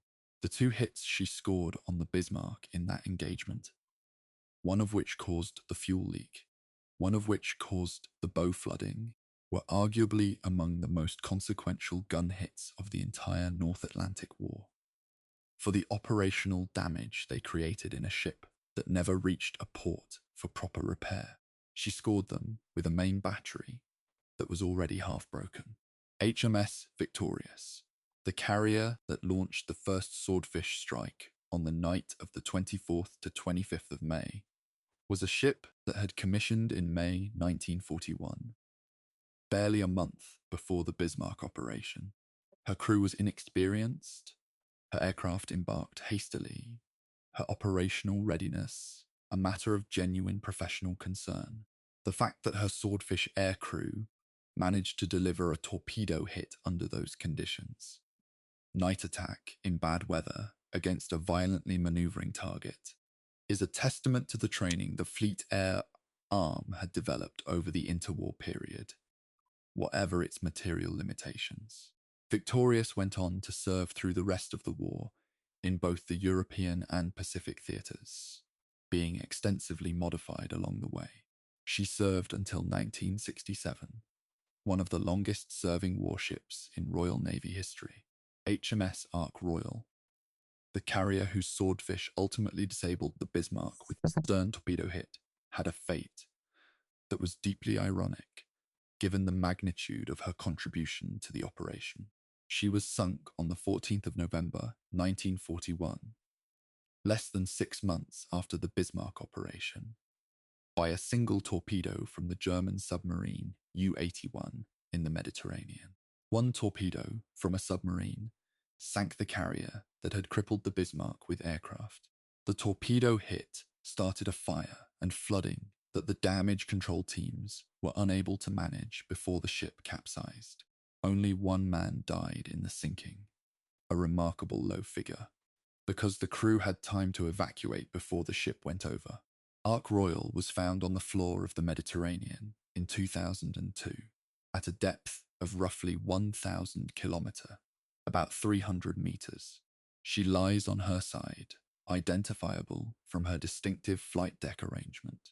The 5 destroyers of Philip Vian's flotilla, HMS Cossack, HMS Maori, HMS Sikh, HMS Zulu, and the Polish destroyer ORP Piorun, deserve mention as a group because their performance during the night of the 26th illustrates something important about destroyer warfare that the battleship-focused narrative of the Bismarck hunt sometimes obscures. Operating in seas rough enough to make weapons handling genuinely dangerous, maintaining attack profiles against a ship that was still capable of accurate secondary battery fire, these ships kept the Bismarck's crew awake, kept her gunnery teams at action stations through the night, and inflicted the accumulated exhaustion that would have degraded the Bismarck's combat effectiveness in the final engagement. ORP Piorun, the Polish ship closed to short range and fired torpedoes before being driven off by the Bismarck's return fire, her captain reportedly refusing to break off the attack until the last possible moment. The ship survived. The detail of a Polish Navy vessel playing an active role in the sinking of the German Navy's most famous ship carries a weight that no annotation fully captures. The German supply ship network, the tankers and weather ships positioned around the North Atlantic to support the Bismarck's operations, had a fate that is sometimes overlooked in the Bismarck histories. After the operation, the Royal Navy hunted them systematically, using the intelligence picture developed during the Bismarck hunt to locate and destroy the supply infrastructure. Several German tankers and supply vessels were sunk in the weeks following the Bismarck's loss. This follow-on operation effectively dismantled the logistical network that would have been required to support any future surface raider operation in the North Atlantic, ensuring that even if another German capital ship had attempted what the Bismarck attempted, the supporting infrastructure wouldn't have been there. The Bismarck hunt, in this sense, accomplished more strategically than just the sinking of one ship. It rolled up an entire operational support system. HMS Maori, one of the destroyers in Vian's flotilla, was subsequently sunk in February 1942 in Grand Harbour, Malta, during an air raid. HMS Cossack was torpedoed in October 1941, also in the Mediterranean, and sank after an unsuccessful towing effort. Of the 5 destroyers that harassed the Bismarck through the night of the 26th of May, almost all of them were lost before the war ended. This is a statistic that puts the casualty figures of the Bismarck operation into a broader context. The ships and men involved in those 8 days of the North Atlantic did not, for the most part, then go on to peaceful and long lives. They went on to the rest of the war, which had plenty of its own demands. The Bismarck hunt was not a conclusion. It was an episode in a war that still had 4 years to run. The German Prinz Eugen, the heavy cruiser that had sailed with the Bismarck from Gotenhafen and survived the Denmark Strait engagement before being detached to operate independently, had one of the stranger post-war careers of any warship involved in the operation. She eventually reached Brest on the 1st of June, 1941, after evading British patrols and making the Atlantic crossing successfully. She spent the rest of the European War in various operations in the Baltic and the infamous Channel Dash of February 1942, in which she, along with the Scharnhorst and Gneisenau, ran up the English Channel in daylight from Brest to German ports. A strategic success for Germany and a public embarrassment for Britain. After the war, Prinz Eugen was surrendered to the United States Navy. She was ultimately used as a target ship in the Bikini Atoll nuclear weapons tests in 1946, surviving the test blasts, but becoming so radioactively contaminated that no crew would board her. She was towed to Kwajalein Atoll, where she capsized and sank in December of that year. Her propellers are visible above the waterline at low tide to this day. The last survivor of Operation Rheinübung ended her life as a casualty of the nuclear age. If history has a sense of irony, and I think it does, though not a kind one, the Prinz Eugen's fate is among its more pointed demonstrations. When I think about the full roster of ships involved in the Bismarck operation, the 40-plus vessels that the Admiralty committed to the hunt, the German support network, the neutrals who observed and transmitted, the carriers and destroyers and cruisers and battleships whose tracks crossed and recrossed the North Atlantic over 8 days in May 1941. What strikes me most is the sheer scale of the human effort involved in finding and destroying one ship. One ship, however powerful and symbolically loaded, required the full commitment of what was at that point the most powerful navy in the world, operating at the edge of its logistical reach. in conditions that were actively hostile to the operation's success. The cost, measured in ships lost and damaged, in fuel consumed, in aircrew and sailors exposed to risk, was enormous relative to the single target destroyed. If that seems inefficient, it's because it was. But the hood had been lost, and the institutional and political calculus that followed was not primarily an efficiency calculation. It was something much older and much less rational than efficiency. The demand that accounts be settled. Chapter 16, The Cultural Echo. How the Bismarck became a legend. There is a song called Sink the Bismarck that was written by Johnny Horton and released in 1960, in the same year as the British film of the same name. It reached number 3 on the American pop chart. It was, by any reasonable assessment of its historical accuracy, not a documentary. It invented dialogue, compressed events, and cheerfully rearranged the timeline in ways that would make any naval historian's blood pressure rise. It was also a massive hit, heard by millions of people who had never heard of Admiral Lutyens, or the Denmark Strait, or the Type 284 radar. And in that gap between accuracy and reach lies one of the central tensions of how the Bismarck story has been transmitted through the culture for the 8 decades since it happened. The 1960 film, directed by Lewis Gilbert and starring Kenneth More, was made at a time when the war was only 15 years in the past, and a significant portion of its audience had lived through it. The film used a mix of archival footage and staged sequences, working in the tradition of British war films of the 1950s that presented the conflict through a lens of professional restraint and institutional dignity. Kenneth More's character, a fictional British naval officer coordinating the hunt from the Admiralty, was designed as the audience's surrogate, the man through whose professional competence and personal development the operational narrative was organized.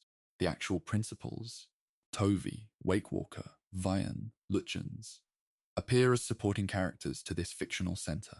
The result is a film that is emotionally coherent and historically impressionistic, capturing the shape of the operation while taking liberties with its specific texture. I've watched the film several times in the course of preparing this documentary, and what strikes me most is how it handles the German side. In 1960, the decision to present German officers as professionals rather than cartoons was not automatic or without risk. British war films of the period varied considerably in their treatment of German characters, from the dehumanizing to the respectfully adversarial. The Bismarck film chose the latter, giving Lutyens a dignity and a professionalism that is consistent with the historical record, even if the specific characterization is fictional. That choice, made in 1960, 15 years after the war, says something about the particular culture of naval officer tradition that crosses national boundaries in ways that land war traditions sometimes don't. Sailors recognized each other as sailors first. The film captured that recognition. The documentary tradition that followed the film has been extensive. There have been multiple television documentaries about the Bismarck across the subsequent decades in Britain, Germany, and the United States, at varying levels of historical seriousness. The best of them, including several that worked directly from survivor testimony, while survivors were still alive and cogent, produced genuinely valuable primary source material, recording accounts that would otherwise have been lost. The less careful ones recycled the same footage and the same simplifications in ways that added noise to the signal. What the documentary tradition as a whole accomplished, regardless of its variable quality, was the maintenance of public awareness of the operation across generations that had no personal connection to it. The Bismarck remained a known name, partly because film and television kept returning to it. The wreck's discovery in 1989 gave the cultural transmission of the Bismarck story a new phase. Ballard's expedition generated significant global media coverage. The finding of the Titanic had been the most discussed underwater discovery in history, and finding the Bismarck carried much of the same public fascination, even though the Bismarck had been found by military action rather than lost to accident, and is therefore a different kind of historical artifact. The photographs and video footage from the expedition, the grey hull in the lights of the remotely operated vehicle cameras, the turrets lying in the sediment, the anchor chain still in its housing, gave the cultural story a visual anchor that the previous decades had lacked. People who knew the story only from the film or the song now had images of the actual ship, lying where it had lain for 48 years. The internet age has added another layer to the cultural transmission, and it's one I want to address with some candor, rather than simply noting it. The Bismarck has a significant presence in online communities organized around naval history, military history, and specifically the increasingly popular genre of naval warfare simulation and video games. Several major naval games feature the Bismarck as a playable vessel, presented with varying degrees of technical accuracy, and consistently treated as among the most desirable and powerful units available. This gaming culture has introduced the Bismarck to audiences who might never have encountered it through books or documentaries, and it has done so in a way that is sometimes technically meticulous. The game's designers often research the specifications carefully, while necessarily decontextualizing the historical meaning of the ship.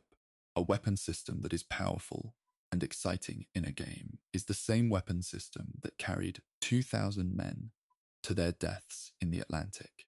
These two things can coexist in a person's understanding, but the gaming medium doesn't make the juxtaposition easy. The question of how the Bismarck should be presented in popular culture as a formidable and admirable piece of engineering and seamanship, or as a weapon of an ideology that caused catastrophic human suffering, or as something too complex for either framing to fully capture, is one that the cultural outputs I've described handle with varying sophistication. The songs and the film produced in an era when the moral framework of the Second World War was treated as settled and unambiguous, lean heavily on the heroism and counter-heroism framing. The Bismarck is a magnificent adversary. Her destruction is a triumph.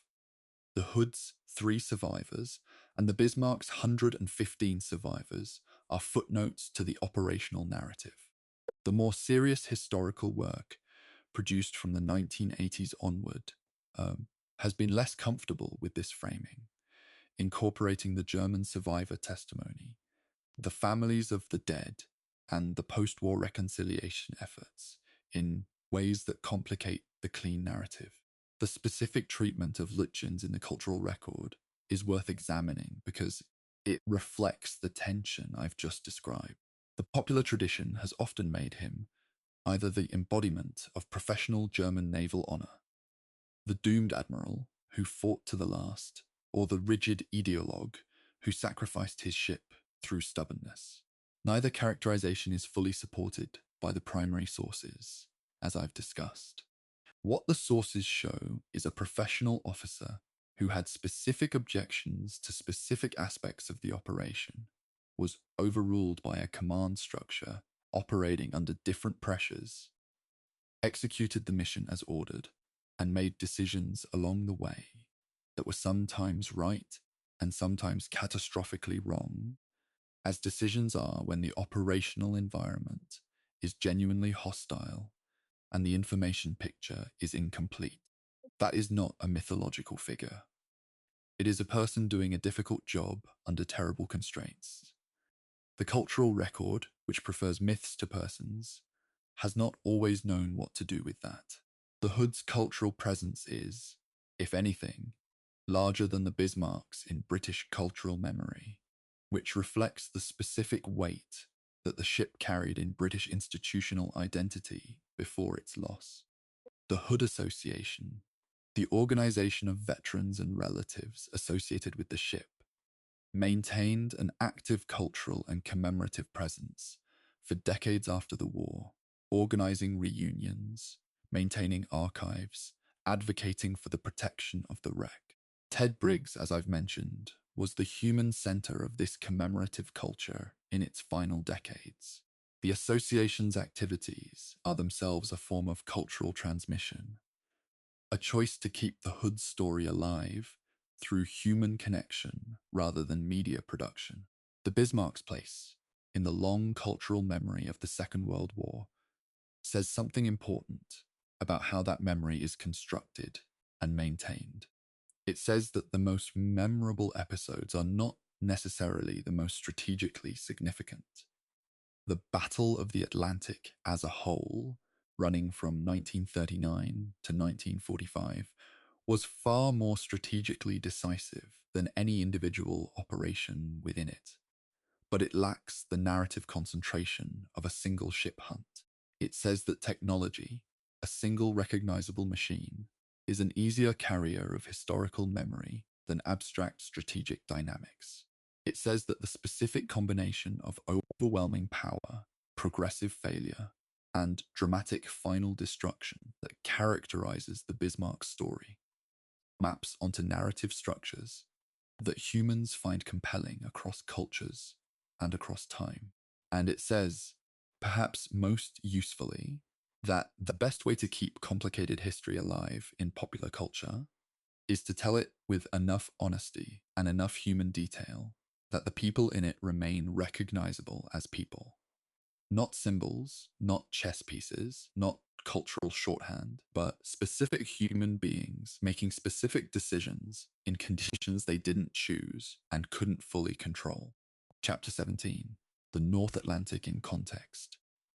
A larger war, one need to place the Bismarck operation back inside the larger war now. Not because the operation isn't significant enough to justify a documentary on its own terms, but because its significance is partly defined by the broader context. And the context is one that the populist histories of the Bismarck sometimes lose sight of in their focus on the individual operation.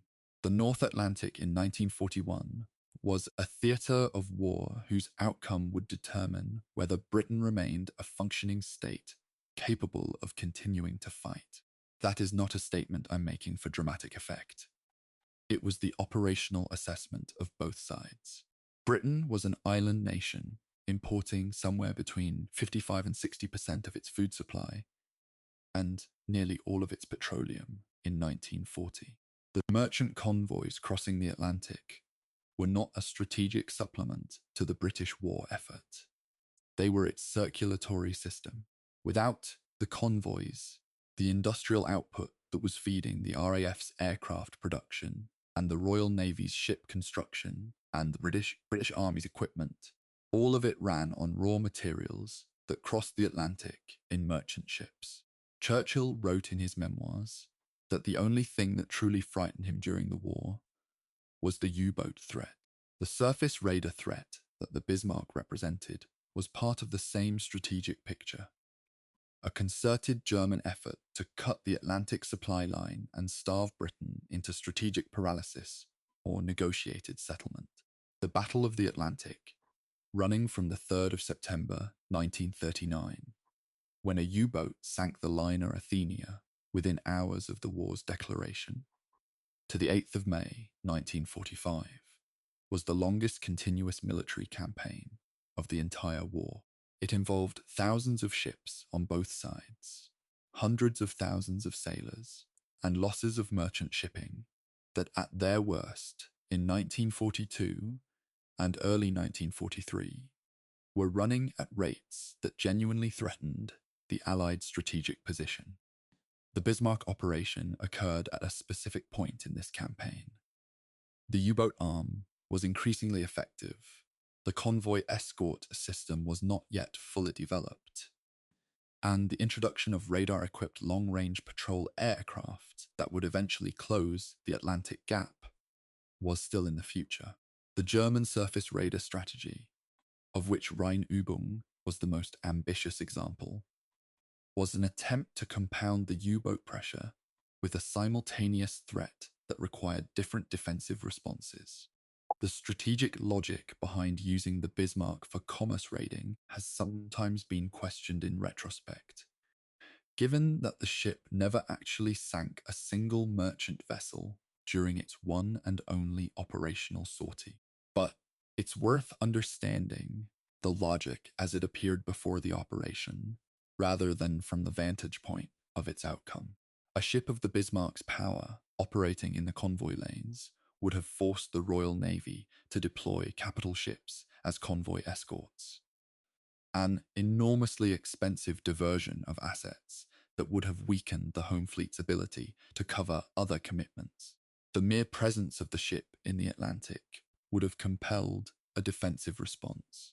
This is what military strategists call a fleet in being effect. You don't have to use the ship to sink things in order for its existence to shape your enemy's deployments. The Tirpitz, as I've noted, achieved this effect for 3 years in the Norwegian fjords without ever conducting a major offensive operation. The relationship between the Bismarck operation and the Atlantic Convoy War specifically is worth examining in the period immediately after the ship's sinking. The operational intelligence developed during the hunt, the location of German supply ships, the routes used for breaking out into the Atlantic, the communications procedures of Naval Group West, gave the Royal Navy an improved picture of the logistical structure supporting German Atlantic operations. The systematic destruction of the supply ship network in the weeks following the Bismarck's loss, which I've mentioned in an earlier chapter, degraded the infrastructure for any subsequent surface raider operation. The practical effect was to force the entire weight of Germany's Atlantic strategy onto the U-boat arm, which, in the short term, intensified the U-boat campaign enormously. The American dimension of the Battle of the Atlantic in 1941 is essential context for understanding the Bismarck operation's place in the larger war. America's official neutrality coexisted with a policy of active material support for Britain through Lend-Lease, and with an increasingly direct military involvement in Atlantic convoy protection. By September 1941, 4 months after the Bismarck's sinking, American destroyers were conducting convoy escort operations in the Western Atlantic and exchanging fire with German submarines. America was in the Atlantic War before Pearl Harbor made it official. The intelligence sharing, the base access, the equipment supply, the personnel embedded in British commands. These weren't neutral activities.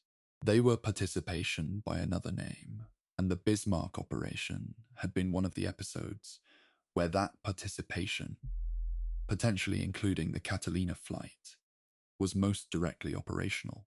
The Soviet dimension opened 3 weeks after the Bismarck's sinking, with Operation Barbarossa on the 22nd of June, 1941. The German invasion of the Soviet Union changed the strategic picture of the entire war. Britain was no longer alone facing Germany, and the pressure on the Atlantic supply route became, in one dimension, slightly less existential. The Soviet Union's entry also eventually created the requirement for Arctic convoys running to Murmansk and Arkhangelsk, a new theatre of naval war in waters even more hostile than the North Atlantic. The Bismarck's sinking and Operation Barbarossa were separated by 26 days. The world into which the Bismarck sank on the 27th of May was a substantially different strategic environment from the one that existed 3 weeks later. The North Atlantic in 1941 was, from the perspective of any individual sailor on either side, an environment that defied comfortable description. The weather at those latitudes in those months, the swells, the gales, the cold, the fog, made every operation more difficult and every casualty less recoverable. Men who went into the North Atlantic did not generally survive long without rescue. The 3 survivors of the Hood, and the 115 survivors of the Bismarck are not typical outcomes for men whose ships sink in those waters.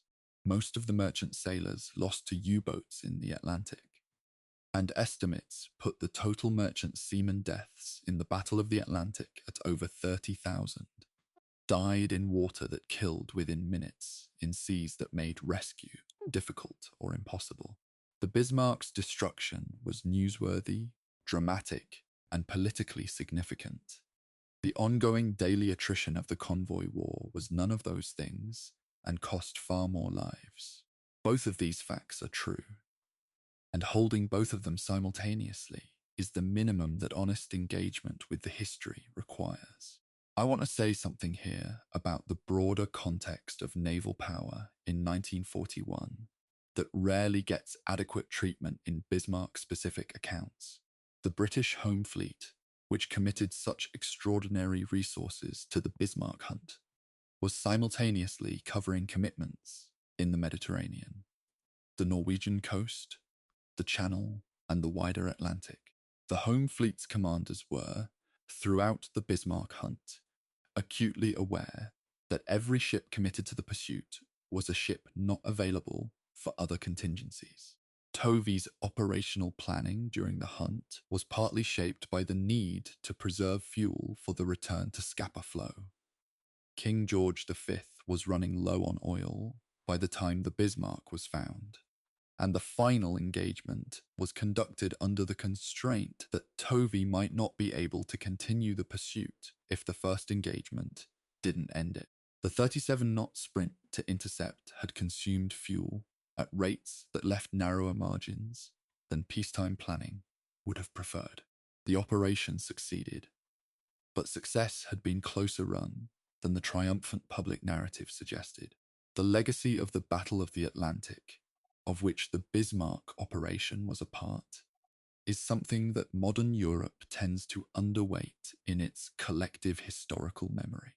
The Atlantic convoy system, the merchant navy crews, the escort vessels, the long-range patrol aircraft, the analysts at Bletchley working on naval enigma, kept Britain in the war and kept American material support flowing to the Allied cause. Without that, every subsequent operation in North Africa, Italy, Normandy, and eventually Germany becomes impossible or unrecognizable. The Bismarck's sinking was a single dramatic episode in a campaign that was ultimately decided by logistics, endurance, and the accumulated weight of technological improvement. Better radar, better depth charges, better convoy routing, the closing of the air gap. The drama belongs to the Bismarck. The victory belongs to the whole, grinding, unglamorous system that surrounded it. Chapter 18, Closing Reckoning. What the Bismarck still means. There's a photograph in the collection at the Bundesarchiv, the German Federal Archive, that was taken aboard the Bismarck during one of her Baltic working up exercises, sometime in the winter or early spring of 1941. The exact date isn't annotated on the image, which is something I've noticed fairly often with archival photographs from this period. The men taking them weren't necessarily thinking about posterity. The photograph shows a group of sailors on deck, in winter clothing, doing what appears to be maintenance work on one of the secondary gun housings. The work looks unremarkable. The men look cold. One of them is looking directly at the camera. He appears to be in his early 20s. I don't know his name. The archive doesn't record it in the photograph's metadata. He is almost certainly among the more than 2,000 dead of the 27th of May, 1941. I've spent a lot of time with images like this. The Bismarck sank 85 years ago. Everyone who sailed on her, everyone who hunted her, everyone who was there for any part of that 8-day operation in May 1941 is now dead. Ted Briggs, the last of Hood's survivors, died in 2008. The last German survivors of the Bismarck's crew died in the years around the same period. The operation is now entirely a matter of record. Documents, photographs, film, the wreck on the seabed, and the books and documentaries and songs that constitute the cultural transmission of the story from the people who lived it to the people who didn't. We are all now in the latter category. There is no one left to ask. This transition from an event with living witnesses to an event entirely mediated through records is one that all historical events eventually make, and the Bismarck has made it recently enough that we can watch the process. The difference between the accounts given by survivors interviewed in the 1960s and the accounts constructed from documents alone is not primarily a matter of factual content. The survivors' accounts are mostly consistent with the documents, but of texture and emphasis. Survivors talk about smell, about cold, about the specific quality of fear that is different from any other emotion, and that the documentary record has no mechanism for capturing. When we lose the last person who was there, we lose the irreducible physical specificity of the experience. What remains is accurate but not complete. I've been careful throughout this documentary to avoid claiming more certainty than the sources support. This is not false modesty. It's a methodological commitment. The Bismarck operation is well documented by the standards of Second World War naval history, but well documented doesn't mean complete. The German records have gaps. Some British records from the intelligence side remain partially classified. The survivor testimonies are internally consistent, but not identical. Because memory is not a recording device, and 8 decades of processing changes even the most vivid experiences. The physical evidence from the wreck is rich, but interpretively ambiguous in certain critical areas. When I've said, the historical record suggests, or accounts vary, or this is contested in the literature, those hedges are not rhetorical. They are accurate descriptions of the state of the evidence. What the Bismarck story means, as distinct from what it describes, is something that has shifted over the 8 decades since the sinking and will continue to shift. In 1941, it meant one of the most dramatic naval operations in the war's first 2 years, and the loss of 2,000 plus German sailors and 1,400 plus British sailors in the same week. In the 1950s and 60s, it meant a heroic British naval achievement set against a formidable adversary, a frame that served the cultural needs of a post-war Britain processing its wartime experience. In the 1980s, with the wreck's discovery and the publication of Mullenheim Reckberg's memoir and the declassification of additional records, it began to mean something more complex. A catastrophe for both sides, a story about command decisions and mechanical failure, and the limits of human control over events, told with German as well as British voices. In the 21st century, it means all of those things simultaneously, held in tension by a historiographical tradition that is richer and more contested than at any previous point. The Bismarck also means something specifically about the nature of naval power and what happened to it in the mid-20th century. The battleship was the supreme weapon of national prestige for roughly 40 years before 1941. The physical embodiment of industrial capacity, technical sophistication, and strategic ambition. Nations built them as statements. They named them after political founders and national heroes. They sent them on peacetime tours to project soft power. And then, within the space of roughly 3 years, from the Denmark Strait in May 1941 to the sinking of the Japanese Yamato in April 1945, the largest battleship ever built, destroyed by aircraft off Okinawa, the era ended. The aircraft carrier replaced the battleship as the capital ship of naval power. The battleship's specific combination of armor and gunnery became obsolete in the face of air power that could strike from ranges and angles no armor scheme could address. The Bismarck was among the last of her kind to fight, and she fought in an operation that helped prove the limitation of everything she represented. There's a question that I've been circling throughout this documentary. without fully addressing, and I want to address it now. What do we owe the dead of the Bismarck and the Hood? Not legally or institutionally.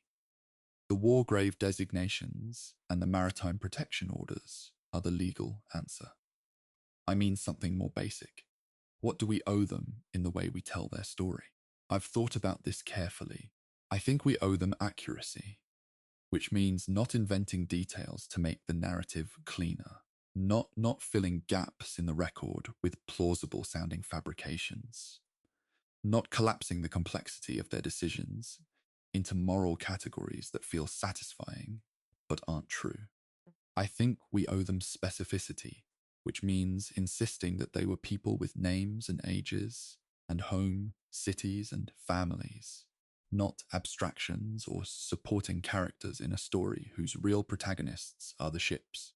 And I think we owe them the acknowledgement that they didn't choose the context they died in, even if the choices made by their institutional superiors, the admirals and the politicians and the naval architects, shaped the conditions of their deaths in ways that could have been different.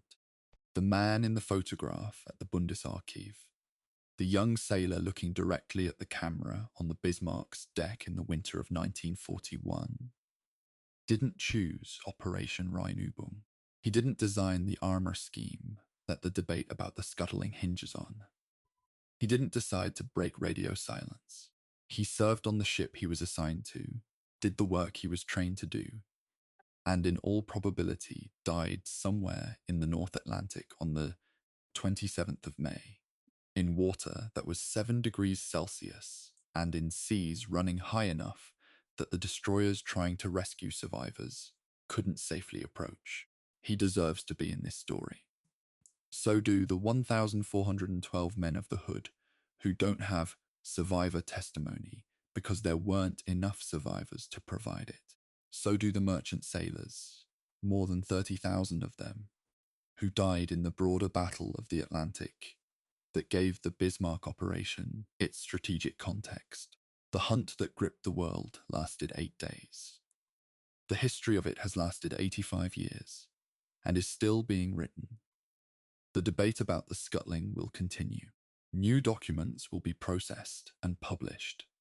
The wreck will be re-examined with better technology than was available in 1989 or 2001. Someone, sometime in the future, will write a better account of this operation than anything written before, using sources not yet available and perspectives not yet developed. That is how history is supposed to work. What I've tried to do here is something more modest. Give you a careful, sourced, honest account of what the primary record supports, with the hedges where the record is uncertain, the human detail where the record provides it, and the acknowledgement that the complexity of what happened is itself part of the story. Not a problem to be resolved, but a feature to be preserved. In 8 days, the most powerful battleship ever launched by Germany sailed out of port, destroyed the most beloved warship in the Royal Navy in under 3 minutes, slipped away from the most intensive naval pursuit in history, and then, because of a single torpedo striking a single rudder housing, was caught, surrounded, and sent to the bottom of the Atlantic Ocean with more than 2,000 men inside her.